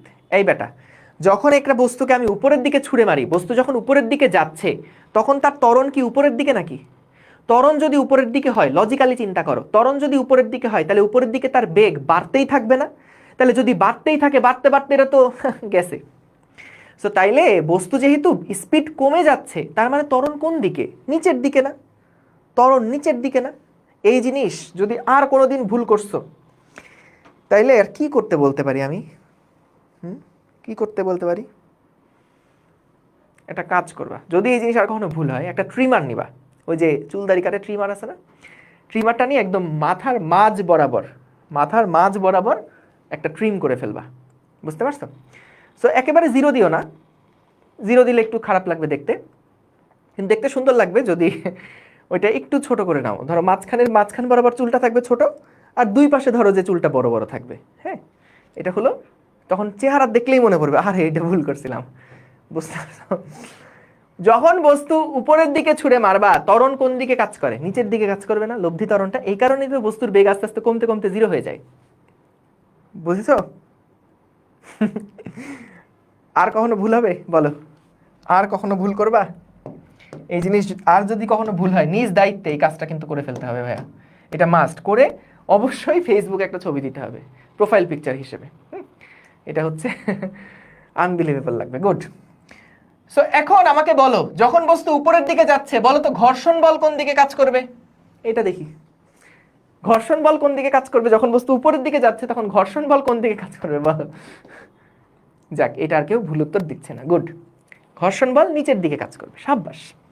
তাহলে এইখানে ভাইয়া ঘর্ষণ বলটা কাজ করবে কিন্তু নিচের দিকে, এই দিক বরাবর কাজ করবে ঘর্ষণ বল এফ, এবং এই দিক বরাবর আমাদের বলো তো এমজি সাইন থিটাও একটা বল কাজ করবে না? বুঝতে পেরেছো? নিচের দিকে তো এমজি কাজ করছে, তাহলে এই দিক বরাবর বল কাজ করছে এমজি কস 30, এমজি কস 30, এবং এই দিক বরাবর বল কাজ করবে, এবং এই দিক বরাবর এই দিক বরাবর বল কাজ করবে এমজি সাইন 30, এমজি সাইন 30। তাহলে খেয়াল করো বস্তুর কি এই দিক বরাবর কোনো বল আছে? বস্তুটাকে তো জাস্ট এদিকে একটা টোকা দেওয়া হয়েছে, সো এদিক বরাবর বেগ দেওয়ার কারণে কিন্তু বস্তুটা উপরের দিকে কন্টিনিউয়াসলি কেউ বল প্রয়োগ করে যাচ্ছে? কন্টিনিউয়াসলি কিন্তু কোনো বল প্রযুক্ত হচ্ছে না। সো তাহলে আমাদের এখানে দেখো তার উপরে যে লব্ধি ত্বরণ কাজ করবে সেটাকে আমি A1 ধরলাম, নিচের দিকে A1 ত্বরণ কাজ করছে। তাহলে কি লেখা যায়, এম এ ওয়ান এইটা সমান সমান হচ্ছে M G sine theta plus F না, প্লাস এফ না? বলো তো এইটা কি সবাই বুঝতে পেরেছো কিনা, যে এই দিকের যে ত্বরণটা, এই দিকের যে ত্বরণটা, সেই ত্বরণটা কোন কোন বলের জন্য ঘটছে? একটা হলো এমজি সাইন থিটা এবং একটা হলো ঘর্ষণ বল, এটার কারণে ঘটছে। এদিক বরাবর তো কোনো বল আমরা দিইনি, জাস্ট একটা বেগ দিয়ে দিছিলাম। সো এই বেগে চলছিল, কিন্তু আমি যদি ওর উপর একটা কনস্ট্যান্ট বল দিতে থাকতাম তখন কিন্তু দেখা যেত হ্যাঁ ঠিক আছে, এই ত্বরণটা হয়তো এদিক বরাবরই হচ্ছিল, বেগটা হয়তো বা এদিক বরাবর বাড়তো, কিন্তু আমরা তো এদিকে কোনো বল দেইনি, জাস্ট এদিকে একটা বেগ দিয়ে দিছিলাম। সো এদিকে যখন বেগ দিছি, একদম শুরুতে বেগটা দিছি, তারপরে কিন্তু আর কোনো বেগ দেইনি, আর কোনো বলও প্রয়োগ করা লাগেনি। সো পুরাটা রাস্তায় কিন্তু তার ত্বরণটা এইদিকে কাজ করছে, কারণ দুইটা বলই পিছনের দিকে কাজ করছে। বল প্রয়োগ না করলে উপরে উঠবে কি? দেখো তো, আমরা যখন বস্তুকে একটা উপরের দিকে ধাক্কা দেই, তখন বলো তো প্রথমে একটা বল দিয়ে ওকে একটা বেগ দেই, কিন্তু পুরো রাস্তা জুড়ে কি আমরা ওর উপরে কোনো বল প্রয়োগ করি? পুরো রাস্তা জুড়ে কি আমরা ওর উপরে কোনো বল প্রযুক্ত করতে থাকি না। সো এখানেও সেই একই জিনিস, যে আমরা প্রথমে জাস্ট একটা টোকা দিয়ে ওকে একটা বেগ দিয়ে দিছি, ঠিক আছে, এবং বেগটা দেওয়ার পর পুরো রাস্তা জুড়ে কি ওই বলটা কাজ করছে ওর উপরে? না, পুরো রাস্তা জুড়ে কিন্তু ওর উপর দুইটা বল কাজ করছে, একটা এমজি সাইন থিটা, একটা হচ্ছে স্মল এফ। ঠিক আছে, ওকে, এইটাই ভুল করো, এখানে একটা এফ ধরে নাও, তারপরে হিসাব করো, এই জন্যই ঘাপলাটা পাকে। সো এটা খেয়াল রেখো। তাহলে আমরা প্রথম কিন্তু একটা সমীকরণ লিখলাম যে এম এ ওয়ান সমান সমান M G sine theta plus F, এবং তাহলে দেখো আমরা এখান থেকে কি লিখতে পারি, যে এম এ ওয়ান সমান সমান এম জি সাইন থিটা, এবং এফ মানে কি বলা যায়, আমাদের যে ঘর্ষণ বলে এফ সমান সমান কি বলা যায়, মিউ ইন্টু আর, মিউ ইন্টু আর। আচ্ছা, তাহলে মিউ ইন্টু আর যদি হয় ভাইয়া, আর এর জায়গায় আমরা কি লিখতে পারি, আর সমান সমান লিখতে পারি এমজি কস 30 ডিগ্রি, এমজি কস 30 ডিগ্রি, তাই না? দেখেন ভাই, আমাদের এম এম এম কাটাকাটি হয়ে যাচ্ছে, তাহলে কি থাকে, এ ওয়ান এটা সমান সমান থাকছে G sine theta plus mu G cos theta. এটা একটা সমীকরণ আমরা বানিয়ে রাখলাম, এইটা একটা সমীকরণ আমরা বানিয়ে রাখলাম। আচ্ছা, থিটার মান তো একটাই, তাই না? আমি থিটা দিয়েই করি, তারপরে 30 লাগলে বসায় করে ফেলবো না, এটা আপাতত থিটা দিয়ে আমরা করতেছি, থিটা দিয়ে করছি, হ্যাঁ, হিজিবিজি কমানোর জন্য। ঠিক আছে, এটা গেল কোন সময়টাতে, এটা গেল উপরের দিকে ওঠার সময়। এই পুরা জিনিসটা ঘটছে কখন, এই পুরা জিনিসটা ঘটছে উপরে উঠার সময়, উপরে উঠার সময় সমীকরণ। তোমরা এবার নিজে নিজে একটু নিচে নামার ক্ষেত্রে সমীকরণটা কেমন হবে একটু লেখো তো ভাইয়া, নিচে যখন নামবে তখন সমীকরণটা কেমন হবে একটু লেখো তো, নিচে নামার ক্ষেত্রে সমীকরণটা কেমন হবে একটু লেখো তো দেখি, নিচে নামার ক্ষেত্রে সমীকরণটা কেমন হবে সেটা একটু লেখো। সো এইবার বস্তুটা যদি আমরা চিন্তা করি যে নিচের দিকে নামছে, আমরা যদি চিন্তা করি বস্তুটা নিচের দিকে নামছে, তাহলে এইবার বলো তো, আমাদের এমজি সাইন থিটা তো এই দিকে কাজ করছে, এমজি সাইন থিটা এই দিকে কাজ করছে, কিন্তু আমাদের ঘর্ষণ বল কোন দিকে কাজ করছে? ঘর্ষণ বল তার বিপরীত দিকে কাজ করছে না? ঘর্ষণ বলটা তার বিপরীত দিকে কাজ করছে, এবং এই দুইটার ইফেক্টেই কিন্তু বস্তুটা নিচের দিকে একটা ত্বরণে যাওয়া শুরু করবে, বস্তু নিচের দিকে একটা ত্বরণে যাওয়া শুরু করবে, ঠিক আছে? এবং এই ত্বরণটা কিন্তু ভিন্ন একটা ত্বরণ, A2। কেন ভিন্ন একটা ত্বরণ? কারণ দেখো, যখন উপরের দিকে যাচ্ছিল তখন ঘর্ষণ বল কাজ করছিল নিচের দিকে, যখন নিচের দিকে নামবে তখন কিন্তু ঘর্ষণ বল কাজ করছে উপরের দিকে। সো এমজি সাইন থিটা বল দুই জায়গাতেই একই রকম, কিন্তু উপরে ওঠার ক্ষেত্রে ঘর্ষণ বল একদিকে আর নিচে নামার ক্ষেত্রে ঘর্ষণ বল আরেক দিকে। এই কারণে কিন্তু উপরে ওঠার সময় নিচের দিকে যে ত্বরণ কাজ করছিল, সেই ত্বরণটা কিন্তু নিচে নামার সময় একই ত্বরণে বস্তুটা পড়বে না। বুঝতে পারছো? তাহলে এই ক্ষেত্রে খেয়াল করো, আমাদের তো কোনো বাহ্যিক বল এফ নাই, তাহলে এখান থেকে আমরা কি লিখতে পারি, M G sine theta minus হচ্ছে এফ সমান সমান এম এ টু। আচ্ছা, তাহলে M G sine theta minus এটা মানে হচ্ছে মিউ ইন্টু আর সমান সমান এম এ টু, তাহলে M G sine theta minus mu into M G cos theta, এটা সমান সমান এম ইন্টু এ টু। সবগুলো থেকে যদি এম কাটাকাটি হয়ে যায়, তাহলে কি আসছে, যে A two is equals to G sine theta minus mu into G cos theta, mu into G cos theta. দেখো সবাই একটু লক্ষ্য করো, এই জিনিস দুইটা বুঝেছো কি না, এই দুইটা জিনিস বুঝতে পেরেছো কি না একটু জানাও। ঠিক আছে, ক্লিয়ার? ক্লিয়ার সবাই? ঠিক আছে, গুড। এই ভাইয়া তল বরাবর আর ধাক্কা আছে না, ওইটা কি শূন্য? তল বরাবর ধাক্কা আর আবার কোনটার কথা বলতেছে? আর তো যেটা, এটা তো তলের সাথে লম্ব বরাবর, সো ওইটার কোনো ইফেক্ট তো এই দিক বরাবর নাই, তাই না? আর এর এদিক বরাবর তো কোনো উপাংশ নাই। আচ্ছা, তাহলে আমরা দুইটা জিনিস পেলাম। আমাদের মূল টার্গেট কি? এই মিউ এর মানটা বের করা। তাহলে আমরা কি a1 a2 জানি? এটাও জানি না, জাস্ট টাইমটা জানি, যে উপরে উঠতে যে সময় নিচে নামতে যে সময় তার মধ্যে একটা সম্পর্ক জানি। তো খেয়াল করো, যদি আমরা এটাকে একটু কপি করে নেই, দুইটা আমরা পাইছি, সমীকরণ পাইছি। একটা সমীকরণ হচ্ছে নিচে নামার ক্ষেত্রে সমীকরণ, এবং আরেকটা সমীকরণ হচ্ছে আমাদের উপরে ওঠার ক্ষেত্রে এই সমীকরণটা। এই দুইটা সমীকরণ আমরা পাইছি। আচ্ছা, এই দুইটা সমীকরণ আমরা পেয়েছি। এইবার ভাইয়া বলতো, দুইটা ক্ষেত্রেই বলতো দেখি আমাদের এই বস্তুটা কত দূরত্ব অতিক্রম করে? দুইটা ক্ষেত্রেই আমাদের বস্তুটা কি এস দূরত্ব অতিক্রম করে না? দুইটা ক্ষেত্রেই আমাদের বস্তুটা কি এস দূরত্ব অতিক্রম করে না বলতো? এস দূরত্ব অতিক্রম করে। হ্যাঁ, দুইটা ক্ষেত্রেই আমাদের এই বস্তুটা কিন্তু এস দূরত্ব অতিক্রম করে। তাইলে খেয়াল করো যে আমরা এখান থেকে যেটা লিখতে পারি, দেখো যে যখন এটা নিচের দিকে পড়ছে, নিচের দিকে পড়ার ক্ষেত্রে, নিচে পড়ার ক্ষেত্রে, বা একবারে এটাকে লিখে ফেলি, দেখো যে আমাদের যদি ত্বরণটা সেম থাকে, ত্বরণটা সেম থাকে, তাহলে বলো তো আমরা দুইটা ক্ষেত্রে যেহেতু সরণের সমীকরণ একই রকম, দুইটা ক্ষেত্রে যেহেতু সরণের সমীকরণ একই রকম, s = হাফ এ টি স্কোয়ার, s = হাফ এ টি স্কোয়ার, তো সেই ক্ষেত্রে আমরা কিন্তু মূলত a1 আর a2 এই দুইটার মধ্যে আমাদের একটা সম্পর্ক লাগবে। তো এখান থেকে দেখো s = আমরা লিখতে পারি না হাফ a1 টি স্কোয়ার, s = হাফ a1 টি স্কোয়ার, এবং একইভাবে s = কিন্তু লেখা যায় হাফ এ টি টু স্কোয়ার। দেখো দুইটা ক্ষেত্রে সরণ কিন্তু একই রকম, একটার জন্য যেহেতু ত্বরণ a1, তাহলে আমরা লিখলাম হাফ a1 টি স্কোয়ার, আরেকটার জন্য সরণ যেহেতু তোমার a2, সেটার জন্য আমরা লিখলাম হাফ a2 টি স্কোয়ার। তোমার মধ্যে এখানে অনেক প্রশ্ন আছে আমি জানি, তুমি এখানে বলবা যে ভাইয়া যখন এটা উপরের দিকে গেছে তখন তো একটা আদিবেগ ছিল, এইখানে গিয়ে না হলে সেটা শূন্য হয়ে গেছে। যখন উপরের দিক থেকে নিচে পড়ছে তখন আপনি s = হাফ এ টি স্কোয়ার লিখতে পারেন, কারণ আদিবেগ এখানে শূন্য হয়ে তারপর সেটা নিচের দিকে নামছে, এটা আপনি লিখতেই পারেন, কোনো অসুবিধা নেই। কিন্তু যখন এটা প্রথমে উপরের দিকে যাচ্ছে তখন তো এখানে একটা আদিবেগ আছে, ইউ একটা আদিবেগ আছে, তাহলে তখনকার জন্য আপনি কিভাবে করে এই জিনিসটা লিখলেন? দেখো এটাকে আমি এভাবে চিন্তা করতে বলবো তোমাদেরকে। সাপোজ প্রত্যেকটা ক্ষেত্রেই কিন্তু আমাদের ত্বরণটা a1 ছিল নিচের দিকেই, a2ও ছিল নিচের দিকে।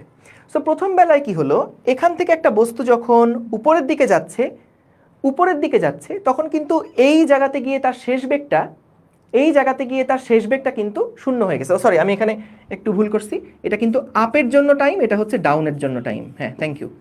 একটা হলো আপের জন্য টাইম, একটা হচ্ছে ডাউনের জন্য টাইম। সো দেখো যখন এই বস্তুটা এখান থেকে এই সর্বোচ্চ উচ্চতায় উঠলো, এখান থেকে যখন এটা একদম এই সর্বোচ্চ উচ্চতায় উঠছে, তখন কিন্তু তার উপরে ত্বরণটা a1 কাজ করছিল।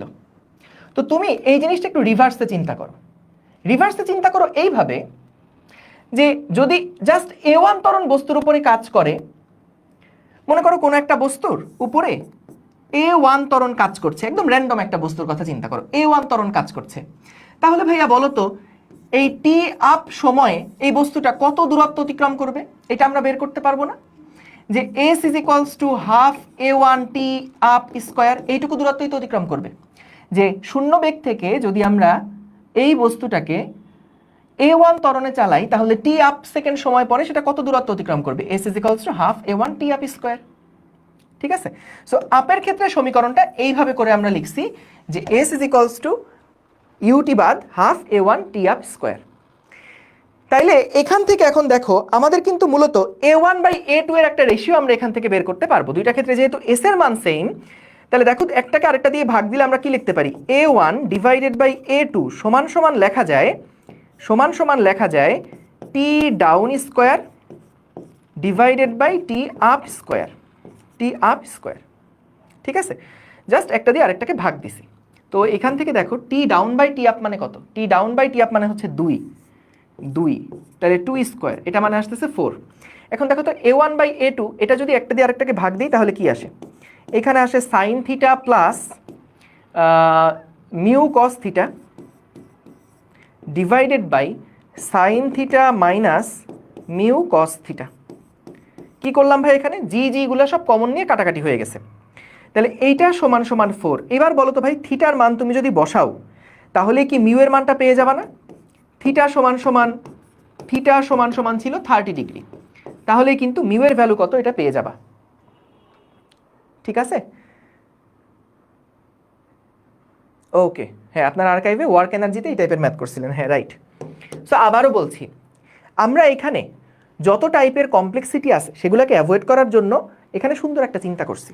কি চিন্তা করছি দেখো, একটা বস্তু যখন A1 ত্বরণে গতিশীল আছে, যদি একটা বস্তু A1 ত্বরণে গতিশীল থাকে, আমরা জাস্ট এটা জানতে চাই যে বস্তুটা টি সময় পরে কত দূরত্ব অতিক্রম করবে। যদি আদিবেগ 0 হয় তাহলে A1 ত্বরণে চললে বস্তুটা টি সময় কত দূরত্ব অতিক্রম করবে। তাহলে দেখো তো, যদি একটা বস্তুর উপর A1 ত্বরণ, তুমি জাস্ট এটা এভাবে বলো যে একটা বস্তু আছে, এই বস্তুর উপরে A1 ত্বরণ কাজ করছে, তাহলে টি আপ সেকেন্ড সময়ে বস্তুটা কত দূরত্ব অতিক্রম করবে। S = হাফ A1 টি আপ স্কোয়ার না, তাই তো? সো এখানে দেখো পুরো কাহিনীটাতে আসলে কি হয়েছে, বস্তুটা যখন উপরের দিকে উঠছে তখন কিন্তু ওর উপর একটা A1 ত্বরণ কাজ করছে এবং বস্তুটা S দূরত্ব অতিক্রম করতে কত সময় লাগছে, টি আপ।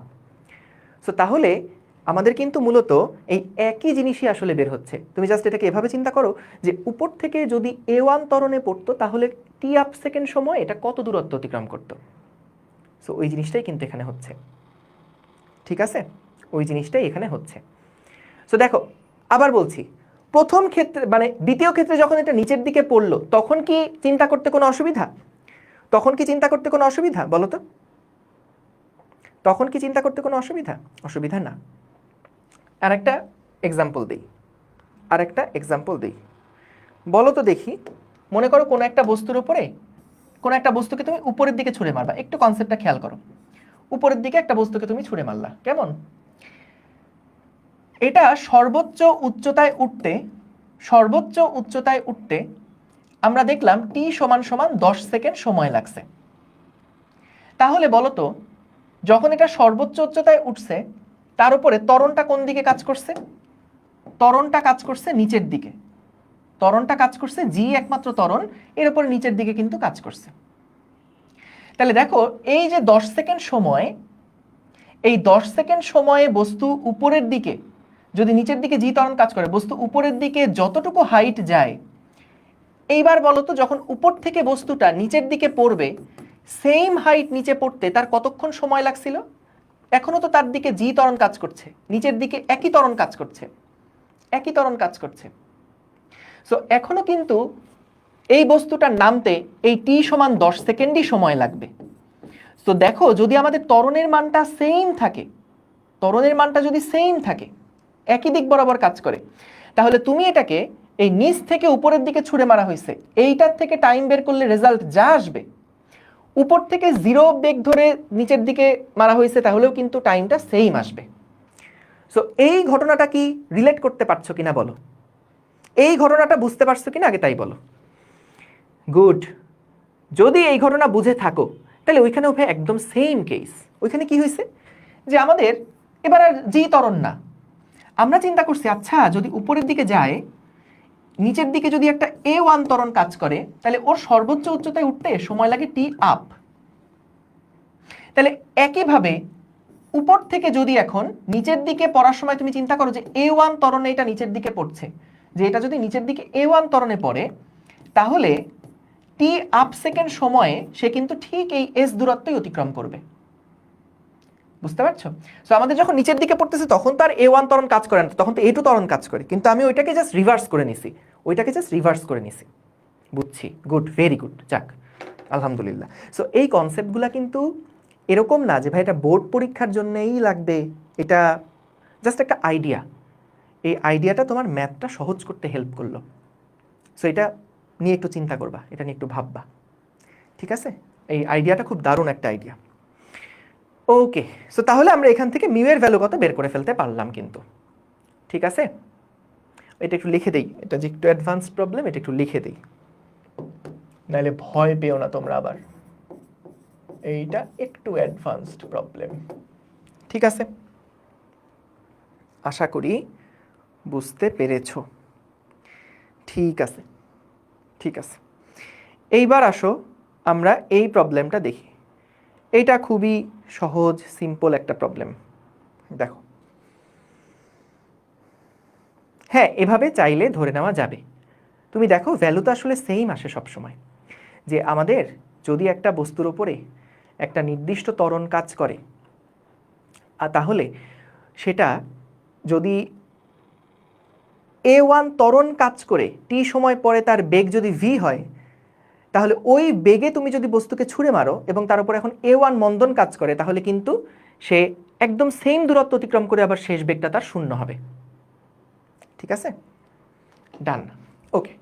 এবার আসো এই ম্যাথটা কি বলছে। এটা একটু ভালো ম্যাথ, এটাও একটু ভালো ম্যাথ। দেখো কি বলছে। 1 মিটার ব্যাসার্ধের একটা অর্ধ গোলাকৃতি গর্তে একটা পোকা আছে। পোকাটি গর্ত বেয়ে উপরে ওঠার সময়ে যখন গর্তের নিচ থেকে এই উচ্চতায় পৌঁছায় তখন পিছলে যেতে শুরু করে। সো এটা কি বললো দেখো ভাইয়া, এইভাবে কি সব ম্যাথে হিসাব ইজি করার জন্য 2 কেসে u0 ধরে নেওয়া সম্ভব যদি s সেম হয়? হোমওয়ার্ক চিন্তা করবা এটা নিয়ে, যা বলার অলরেডি আমি কিন্তু কভার করে ফেলছি। সো এই থিঙ্কিংটা কেন আসলো, কিভাবে আসলো, এটা নিয়ে একটু চিন্তা ভাবনা করবা। তুমি দেখো আমাদের এটা এইভাবে আবার মনে করো না যে ভাইয়া তাহলে উপরের দিকে যখন যাচ্ছে তখন A1 ত্বরণে গেছিল, নিচের দিকে পড়ার সময় তো A2 ত্বরণে আসছে, তাহলে আপনি নিচের দিকে আবার A1 ত্বরণ ধরলেন কেন? না, এটা জাস্ট আমাদের থিঙ্কিং প্রসেসটাকে একটু ডিফারেন্ট করা, যে আমরা যখন এখান থেকে একটা বস্তুকে ছুঁড়ে মারছি তার গতির বিপরীত দিকে কিন্তু একটা মন্দন কাজ করছে। তো ওই মন্দনে t সেকেন্ডে সে যত দূরত্ব অতিক্রম করবে তার যদি সেম ত্বরণে বস্তুকে স্থির অবস্থা, মানে তুমি জাস্ট একটা কাজ করো, এটাকে এভাবে বলি আমি। ধরো তুমি একটা বস্তুকে এইভাবে ছুঁড়ে মারছো, তুমি এটা ক্যামেরায় রেকর্ড করছো। সো ক্যামেরায় যখন রেকর্ড করলা তখন দেখা গেল যে বস্তুটা এখান থেকে এখানে আসলো। এখন আমরা ওই যে রিওয়াইন্ড করতে পারি না, যে পুরা জিনিসটাকে আবার ব্যাক করে চিন্তা করতে পারি না? সো আমাদের তো আসলে এই সমীকরণের মধ্যে কোনো বেগের প্রয়োজন নাই। সো তুমি যখন ক্যামেরায় প্রথমে আগে রেকর্ড করছো, রেকর্ড করার পরে তুমি এটাকে পুরো ব্যাক করতেছো। ব্যাক করা বলতে কি বুঝতে পারছো? যে প্রথমে আমরা একটা ভিডিও দেখি, ধরো সামনের দিকে আগালো, ধরো 0 থেকে 2 মিনিট পর্যন্ত ভিডিও দেখলা, এরপর কি করতেছো 2 মিনিট থেকে কমাইতে কমাইতে আবার 0 দিকে নিয়ে আসলে, তাহলে বলো তো ছবিটা কেমন লাগবে তখন? তখন এরকম মনে হবে না যে 0 বেগ থেকে A1 ত্বরণে একটা বস্তু নিচের দিকে পড়ছে? সো সেই কন্ডিশনের জন্যই তুমি যদি সূত্রটা লেখো তাইলেই কিন্তু হয়ে যাচ্ছে। বলো এই অ্যানালজিটা কি বুঝতে পারছো? জাস্ট রিভার্স করলাম, হ্যাঁ। সো এক্স্যাক্টলি এই চিন্তাটা করলেই কিন্তু আমাদের প্রথম A1 ত্বরণের ক্ষেত্রে সরণটা কত হচ্ছে এটা আমরা ইজিলি বের করে ফেলতে পারতেছি। বুঝেছো? ওকে, ভেরি গুড। না না না, নিচের দিকে পড়ার টাইমেও তো জি সেমই থাকতেছে। পুরা যেই নেট ত্বরণটার দিকে লক্ষ্য করো, A1 ত্বরণটা, ক্যামেরার কথা চিন্তা করো তুমি। আমি যেটা বলবো এটা এখন নিজে নিজে ভাবো, ভেবে চিন্তা করো। আমি তোমাকে অনেকগুলো ক্লু দিছি যে যখন তুমি ক্যামেরা রেকর্ড করতেছো যে একটা বস্তু উপরের দিকে যখন যাচ্ছে নিচের দিকে A ত্বরণে যাচ্ছে এবং এটা উপরে গিয়ে 0 হয়ে গেছে। এবার ক্যামেরায় যে রেকর্ড করলা এটাকে তুমি রিওয়াইন্ড করো, তাহলে তখন কি ভিডিও দেখবা? যে 0 থেকে একটা বস্তু A1 ত্বরণে নিচের দিকে নামছে t আপ সেকেন্ড সময়ে। সো তাইলে সেক্ষেত্রে সরণের মানটা কিভাবে বের করবা? বুঝতে পারছো? মানে ওই ঘটনাটাকে যদি রিভার্স করো তাহলে সমীকরণের মান তো একই রকম থাকবে। বুঝতে পারছো? এইটাই আর কি। সো আমাদের ক্যালকুলেশন করার জন্য আমরা এটা ধরতেই পারি, এটা কোনো ভুল নাই, ঠিক আছে, আরো বরং স্মার্ট চিন্তা এটা। ওকে, গুড। সো দেখো আমরা এখান থেকে, ও আরেকটা জিনিস দেখি, বলো তো এইখান থেকে বলো তো আমি যেই বেগে বস্তুকে ছুঁড়ে মারছি, বলো তো ফেরত আসার পর এটা কি সেই বেগ থাকবে? যেই বেগে আমি বস্তুটাকে উপরের দিকে ছুঁড়ে মারছি, যখন এটা নিচে নামবে তখন কি এটা সেই সেম বেগ হবে? সেম বেগ হবে না, কারণ দেখো এখানে কিন্তু ঘর্ষণ বল কাজ করার কারণে উপরের দিকে যখন যাবে তখনও তার বেগ কমবে, আবার নিচের দিকে যখন নামবে তখনও কিন্তু বিপরীত দিকে ঘর্ষণ বল থাকার কারণে তার বেগটা আস্তে আস্তে আরও কমবে, ঠিক আছে? তাই এখানের বেগ আর যাওয়ার সময় বেগ আর আসার সময় বেগ কিন্তু একরকম হবে না, বুঝতে পারছো? ওকে, ঠিক আছে, এবার আসো দেখো এটাতে কি বলছে, একদম সিম্পল প্রশ্ন। এইখানে বললো ধরো আমাদের কাছে একটা গোলক রাখা আছে, কেমন একটা গর্ত, এইটা হলো একটা গর্ত, এইটা একটা গর্ত, দেখো সেই গর্তের এইটা হচ্ছে আমাদের কেন্দ্রবিন্দুটা, একটা অর্ধবৃত্তাকার গর্ত বলছে। এর ব্যাসার্ধ কত? এর ব্যাসার্ধ বলে দিয়েছে 1 মিটার, এর ব্যাসার্ধ বলে দিয়েছে 1 মিটার। হ্যাঁ, 1 মিটার ব্যাসার্ধের অর্ধবৃত্ত গোলাকৃতির একটা গর্তে একটা পোকা আছে। পোকাটি গর্ত বেয়ে উপরে ওঠার সময় যখন গর্তের নিচ থেকে এই উচ্চতায় পৌঁছায় তখন পিছলে যেতে শুরু করে। কি বললো কথাটা? যে দেখো এইখানে কিন্তু তলের মধ্যে একটা ঘর্ষণ বল আছে। তো একটা পোকা কি করতেছে, যখনই পোকাটা এদিক দিয়ে বেয়ে বেয়ে বেয়ে বেয়ে উপরের দিকে উঠছে, একটা নির্দিষ্ট উচ্চতায় উঠার পরে সেটা আর উপরে উঠতে পারছে না, পিছলে যাচ্ছে। একটা নির্দিষ্ট উচ্চতায় উঠার পরে সেটা পিছলে যাচ্ছে। সো এত দূর পর্যন্ত যে সে উপরের দিকে উঠলো, সেটা কিন্তু তার ঘর্ষণ বল তাকে নিচে পড়ে যেতে বাধা দিছে বলেই সে কিন্তু এইটুকু পর্যন্ত উপরে উঠতে পারছে। তো খেয়াল করো, আমরা মনে করলাম যে পোকাটা এইরকম একটা পজিশনে গিয়ে আর উপরের দিকে উঠতে পারছে না, এইরকম একটা পজিশনে গিয়ে পোকাটা আর উপরের দিকে উঠতে পারছে না। এই অ্যাঙ্গেলটা মনে করলাম থিটা। তাহলে বলো তো এই পোকার উপরে যে বলগুলা কাজ করছে, নিচের দিকে একটা এমজি বল কাজ করছে। আমরা যদি তলের সমান্তরাল এবং তলের সাথে লম্ব এরকম দুইটা উপাংশে বলটাকে ভেঙে নেই, দেখো এটা যদি থিটা হয় এটার মানও কিন্তু থিটা হবে। তাহলে এইটা যদি হয় এমজি, এইটা হবে কত? এমজি কস থিটা, এবং এইটা হবে কত? MG sine theta. তাহলে এই এমজি সাইন থিটার প্রভাবে কিন্তু সে নিচের দিকে পড়ার উপক্রম হবে। তাহলে বলো তো যখন সে নিচের দিকে পড়ার উপক্রম হবে তখন মূলত তার যে স্থিতি ঘর্ষণ বলের ম্যাক্সিমাম মান, এইটা যদি তাকে ধরে রাখতে পারে তখনই কিন্তু সে স্থির থাকবে।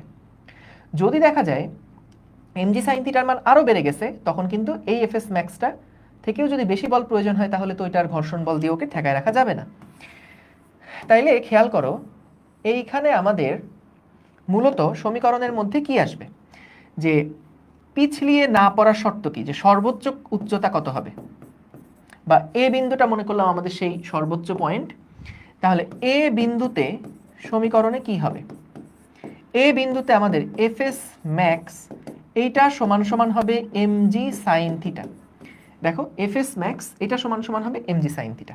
তো ভাই এফএস ম্যাক্স সমান কি লেখা যায়, মিউ ইন্টু আর সমান সমান এমজি সাইন থিটা না?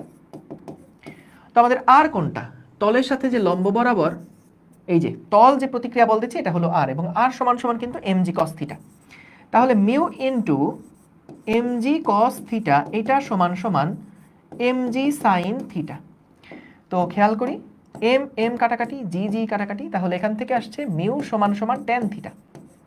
তাহলে আমরা এখান থেকে কিন্তু থিটার একটা মান পেয়ে গেলাম। মিউ এর মান যেহেতু 0.775, তাহলে ট্যান থিটার মান যদি এইটা হয়, বলো তো এই ট্যান থিটা সমান সমান 0.75 মানে কিন্তু 3/4। ট্যান থিটা মানে আমরা জানি লম্ব বাই ভূমি। তাহলে লম্বের মান 3 হলে ভূমির মান 4, অর্থাৎ তুমি এখানে যদি একটা ত্রিভুজ এঁকে ফেলো, এইখানে যদি একটা ত্রিভুজ এঁকে ফেলো, তাহলে দেখো এই যে একটা সমকোণী ত্রিভুজ হচ্ছে, এই যে একটা সমকোণী ত্রিভুজ হচ্ছে, থিটার বিপরীত বাহু লম্ব আর থিটার সাথে যেই বাহুটা সেটা হচ্ছে ভূমি। তাহলে এখান থেকে দেখো ট্যান থিটা সমান সমান 3/4 মানে লম্ব বাই ভূমি, অর্থাৎ এটার মান 3 আর এটার মান 4, এটার মান 3 আর এটার মান কত 4। তাহলে আমরা যদি দেখি এটা হলো আমাদের ও, এটা হলো এ, এটা হলো বি, এইরকম যদি হয় ও এ বি এরকম যদি হয়, আমাদের মূলত এ বি এর মানটাই বের করা লাগবে, এ বি এর মানটাই বের করা লাগবে।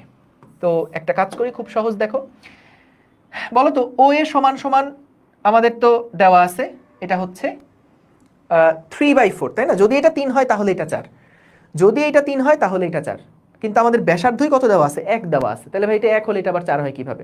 ওইভাবে চিন্তা করো না। দেখো যদি এটা 3 হয় তাহলে এটা 4, এভাবে করে আমরা চিন্তা করতেছি। তাইলে আমাদের মূলত আগে ও এর ভ্যালুটা কত এইটা আগে বের করা লাগবে। ও এর ভ্যালুটা কত এটা আগে বের করা লাগবে। আমরা যদি cos থিটা নেই, ভূমি বাই অতিভুজ, দেখো cos থিটা সমান সমান ভূমি বাই অতিভুজ, তাহলে ভূমি হচ্ছে ও এ, ভূমি হচ্ছে ও এ এবং অতিভুজ হচ্ছে আমাদের ব্যাসার্ধ যেটা সেটা 1 মিটার। তাহলে ও এ সমান সমান হচ্ছে cos থিটা। তো বলো তো ভাইয়া cos থিটা মানে কি ছিল? cos থিটা মানে হচ্ছে, দেখো একটা ত্রিভুজের এখানকার চিন্তাটা সহজ করার উপায় কি দেখো, যদি তোমার এখানে একটা থিটা হয় তাহলে আমাদের এমন একটা ত্রিভুজ যেখানে অ্যাঙ্গেল থিটা আছে, tan থিটা সমান 3/4 মানে হচ্ছে লম্ব বাই ভূমি, এটা যদি বাহু 3 হয় এটা 4, তাহলে এই বাহুটার অটোমেটিক্যালি কত 5 না? তাহলে দেখো cos থিটা সমান সমান কি লেখা যাবে, ভূমি বাই অতিভুজ, তার মানে 4/5, 4/5 এটা হলো আমাদের ও এর মান। এই দেখো এটা হলো ও এর মান। তাহলে ও এর মান যদি 4/5 হয় তাহলে আমাদের তো মূলত বের করতে হবে এ বি এর মান। সো আমরা দেখো এখান থেকে দেখি ও বি সমান সমান কি লেখা যায়, ও বি সমান সমান লেখা যায় ও এ plus A B, O A plus A B. তাহলে এ বি সমান সমান কি হবে, এ বি সমান সমান হবে ও বি মাইনাস ও এ। ও বি এর মান হচ্ছে ছিল 1 মিটার, ও এর মান হচ্ছে 4/5 মিটার, তাহলে এ বি সমান সমান হচ্ছে 1/5। এটাই হচ্ছে আমাদের এইচ এর মানটা যেটা আমাদের বের করতে বলছে, যে এখান থেকে কতটুকু উচ্চতা পর্যন্ত উঠলে, ভার্টিক্যালি কতটুকু উচ্চতা পর্যন্ত উঠলে এই পিঁপড়াটা গড়ায় পড়বে না বা পোকাটা পিছলায় পড়বে না, পোকাটা পিছলিয়ে পড়বে না। ঠিক আছে, সহজ। সো এই চিন্তাটা কিন্তু তোমার দেখবা সামনে অনেকগুলো ম্যাথে কিন্তু এই চিন্তাটা হেল্প করবে। যখনই দেখবা tan থিটা সমান সমান সামথিং বাই সামথিং যদি এরকম অনুপাতে ভাগ করে ফেলা যায়, তখন কিন্তু একটা ত্রিভুজেকে তুমি cos থিটার মান sin থিটার মান একবারে বের করে ফেলতে পারো, মুখে মুখে হিসাব করতে পারো, ক্যালকুলেটর লাগবে না।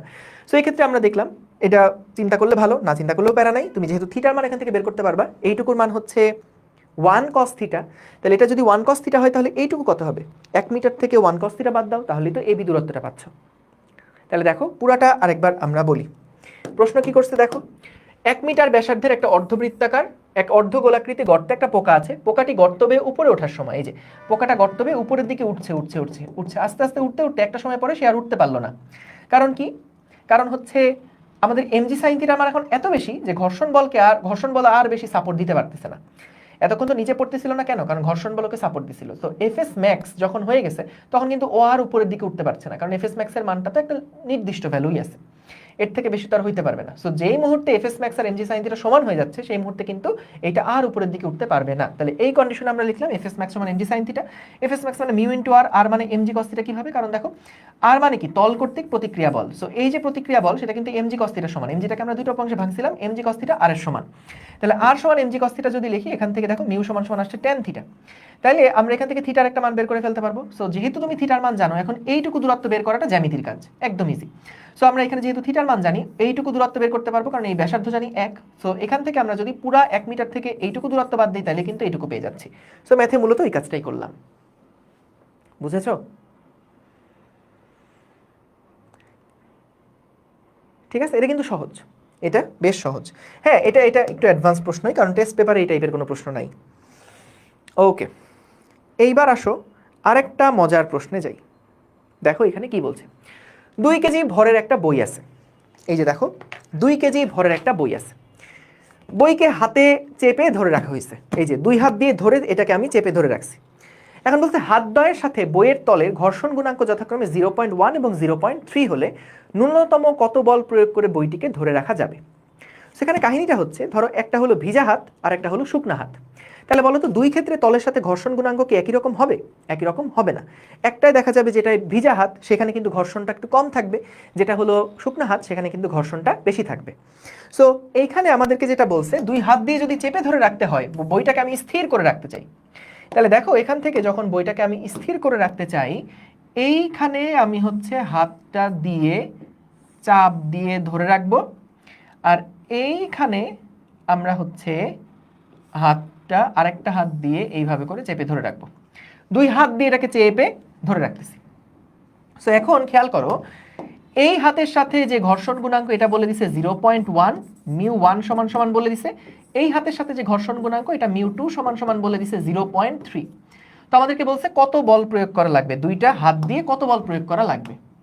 এখন ভাই আমাকে বলো তো, এইখানে যে বলটা, যে বইটা স্থির আছে, বইটা তো ভাইয়া নিচে পড়ে যাওয়ার কথা, বইটা তো নিচে পড়ে যাওয়ার কথা, এর তো নিচের দিকে এমজি বল কাজ করছে।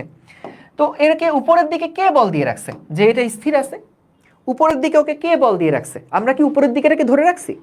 আমরা কি এটাকে উপরের দিকে ধরে রাখছি যে এমজি বলটাকে ব্যালেন্স করবে? না। তো আমরা তো এইভাবে করে বল প্রয়োগ করতেছি, তাহলে তবুও কেন বস্তু স্থির আছে? তাহলে অবশ্যই উপরের দিকে কিন্তু একটা বল কাজ করছে, না হলে তো এমজি সমান হবে না। সো কোন বলটা কাজ করছে? খেয়াল করো, এই এমজি বলের প্রভাবে কিন্তু এই বইটা চাইবে নিচের দিকে পড়ে যেতে। সো যখনই হাতের সাপেক্ষে বইয়ের একটা আপেক্ষিক গতি সৃষ্টি হবে, তখনই কি বইটার গতিটাকে বাধা দেওয়ার জন্য গতির বিপরীত দিকে একটা ঘর্ষণ বল কাজ করবে। সো তাইলে দেখো, এই উপরের দিকে কিন্তু আমাদের এই হাতের মাধ্যমে একটা ঘর্ষণ বল পাওয়া যাবে এবং এই হাতের মাধ্যমে একটা ঘর্ষণ বল পাওয়া যাবে। সো দুইটা হাত দুই রকম ঘর্ষণ বল কিন্তু দিবে। এইটাকে আমি বললাম এইখানকার ঘর্ষণ বল হচ্ছে F1 এবং এই এভাবে দিই, এইখানের ঘর্ষণ বল হচ্ছে F1 আর এখানকার ঘর্ষণ বল হচ্ছে F2। তার মানে খেয়াল করো, আমাদের এমজি বলটা যদি এই F1 প্লাস F2 এর সমান সমান হয়, তখনই কিন্তু এই বস্তুটাকে স্থির রাখা যাবে। Very good. এইটুকু কি ক্লিয়ার সবার? এইটুকু কি সবার ক্লিয়ার বলো তো? ও আচ্ছা, মেহেরুন তোবা খুব সুন্দর একটা প্রশ্ন করছে। বলছে ভাই আপনি আগের ম্যাথে তো একটা চালাকি করছেন, এখানে তো ভাই পোকাটা গতিশীল ছিল, তাহলে আপনি কেন এখানে এই স্থিতি ঘর্ষণ গুণাঙ্ক নিয়ে কাজ করছেন? এটা তো গতীয় ঘর্ষণ গুণাঙ্ক হবে না, কারণ পোকাটা তো গতিশীল। আসলে কি তাই? দেখো তো, যেই মুহূর্তে পোকাটা ওই জায়গাতে গিয়ে আর উঠতে পারছে না, আর উঠতে পারছে না, ও কিন্তু একই জায়গায়, মানে একই জায়গাতে ফিক্সড হয়ে গেছে। তাহলে যেইখানে গিয়ে ও ফিক্সড হয়ে গেছে, সেই জায়গাটা থেকে তো তার আর কোনো গতি নাই। তাহলে তার যদি গতি না থাকে, তাইলে কি ওইখানে আর গতীয় ঘর্ষণ বল কাজ করবে? না, ওইখানে কিন্তু স্থিতি ঘর্ষণ বল কাজ করবে। ওকে, তাইলে ভাইয়া দেখো, এইখান থেকে আমাদের এই দুইটা বল সমান সমান কি হবে? এই এমজি বলের সমান হবে। এখন ভাইয়া কথা হচ্ছে, আমরা তো জানি ঘর্ষণ বল সমান কি লেখা যায়? ঘর্ষণ বল F1 সমান সমান তো ভাইয়া μ1 ইন্টু আর হয়। কিন্তু ভাই এইখানে আর কি হবে? সো মনে আছে ওই যে আমরা আর সমান কি পড়ছিলাম আগের দিন? ওই যে আমরা একটা ট্রাকের পিছনে একটা ব্লক ধরে আগাইছিলাম, তখন মনে আছে যে আরটা মূলত কি ছিল? তাদের একটা তল বস্তুর উপরে যে বলটা প্রয়োগ করছে, সেটাই কিন্তু আমাদের ওই আর হিসাবে কাজ করছিল, কারণ ওই এফ বলটাই কিন্তু খাঁজের মধ্যে খাঁজ ঢুকতে সাহায্য করছে। তাহলে এখানে খেয়াল করে দেখো, এইখানে আমরা একটা বল প্রয়োগ করব, এইখানেও কিন্তু আমরা একটা বল পাবো। এই দুইটা হাত তো একইভাবে বল দিবে। এখন বলো তো, এই দুইটা বলের মধ্যে কোন বলটা বড় হবে? F1 বল বড় হবে না F2 বল বড় হবে? বলো তো কোন বলটা বড় হবে? এই ইয়া যেহেতু স্থির আছে, এই বইটা যেহেতু স্থির আছে, কোন বলটা বড় হবে বলো তো? F2 বড় হবে? খেয়াল করো, এইটা কিন্তু ঘর্ষণ বল, ঘর্ষণ বলের কথা বলিনি। এখানে বলছি যে এই চাপটা প্রযুক্ত হচ্ছে, এই যে হাতের উপর যে বলটা প্রয়োগ করতেছি, আমার এই হাতটা এই বস্তুটাকে একটা F1 বল দিচ্ছে, আর এই হাতটা এই বইটাকে একটা F2 বল দিচ্ছে। তাহলে F1 আর F2 যদি দুইটা বল থাকে, তাহলে বস্তু এরকম স্থির আছে, কোন বলটা বড়? কোন বলটা বড়? যদি যে কোনো একটা বল বড় হইতো, তাহলে কি বস্তুটা চলা শুরু করতো না? কিন্তু বস্তুটা তো স্থির, তাহলে কি দুইটা বল পরস্পর সমান না? দুইটা বল পরস্পর কি সমান? F1 এবং F2 কিন্তু পরস্পর সমান। এখানে অবশ্যই F1 এবং F2 পরস্পর কি সমান, কারণ তা না হলে বস্তু গতিশীল থাকতো। হ্যাঁ, এখন যদি আমাদেরকে বলে দেয় যে না, বস্তুটা এই দিক বরাবর চলছে এবং স্থির আছে, তখন ভাই আমাদেরকে ওই ত্বরণ থেকে তারপরে এই F1 F2 ক্যালকুলেশনটা করতে হতো। কিন্তু যেহেতু বস্তু স্থির আছে, তাহলে কিন্তু F1 আর F2 পরস্পর কি হচ্ছে? সমান সমান হচ্ছে। সো এখন দেখো, আমরা যে F1 সমান লিখবো, তাহলে কি লেখা যায়? μ1 into capital F plus μ2 into capital F। So এখানে তো F1 আর F2 তো সমান, এটাকে আমি F এর সমান ধরছি। আমাদের মূলত F এর মানটা কিন্তু বের করা লাগবে। সো F ইন্টু μ1 প্লাস μ2, এটা হচ্ছে mg এর সমান যদি হয়, তাহলে F সমান সমান কত হচ্ছে? mg divided by μ1 plus μ2। বুঝছো? সো তাহলে আমাদের mg এর যে মান, সেটা দেওয়া আছে 2 KG, 2 into 9.8 divided by 0.1 plus 0.3। So এখানে আমাদের বিভিন্ন টাইপের কেস কিন্তু কভার হয়ে যায় এই একটা ম্যাথ থেকে। সো এখানে হচ্ছে 2 ইন্টু 9.8 ডিভাইডেড বাই 0.4, এটা আসে 49 নিউটন। সো তাহলে আমরা যদি এই F1 এর মান 49 নিউটন দেই, তাহলে কিন্তু বস্তুটা স্থির হয়ে থাকতে পারবে। বুঝতে পেরেছো? ক্লিয়ার সবাই? আশা করি বুঝেছো। সো ভাইয়া, এইখানে আজকে যে যে টাইপের প্রবলেমগুলো করালাম এইগুলা কিন্তু যদি বাসায় প্র্যাকটিস না করো তাহলে কিন্তু ভাই বিপদ। সো আমাদের নেক্সট ক্লাসটা যেহেতু নতুন একটা টপিক শুরু হচ্ছে, এই পুলি দিয়ে আমরা শুরু করব। সো পুলির এখানে অনেক দারুণ দারুণ কিছু কেস আছে, সেগুলো আমরা দেখব। পুলির আসলে কার্যকারিতাটা কি, পুলি দিয়ে মূলত কি হয়, কিভাবে পুলি দিয়ে যান্ত্রিক সুবিধা পাওয়া যায়, পুলি কেন ইউজ করে, সেগুলো নিয়ে আমরা কথাবার্তা বলবো। সো নেক্সট ক্লাসের যে 2টা ক্লাস, সেখানে আমরা প্রথমে আগে পুলি নিয়ে আলোচনা করব, তারপরের ক্লাসে পুলি প্লাস ঘর্ষণ আলোচনা করব। সো আমাদের মোটামুটি তখন রৈখিক পার্টের কাজগুলো শেষ। এরপরে 14 নম্বর লেকচার থেকে আমরা কৌণিক পার্ট শুরু করব। ঠিক আছে, তাইলে থ্যাংক ইউ সবাইকে, আজকে শেষ করছি। আসসালামু আলাইকুম, আল্লাহ হাফেজ। কারো কোনো প্রশ্ন থাকলে আমি এখনই কমেন্ট করতেছি, তোমরা একটু জানাও।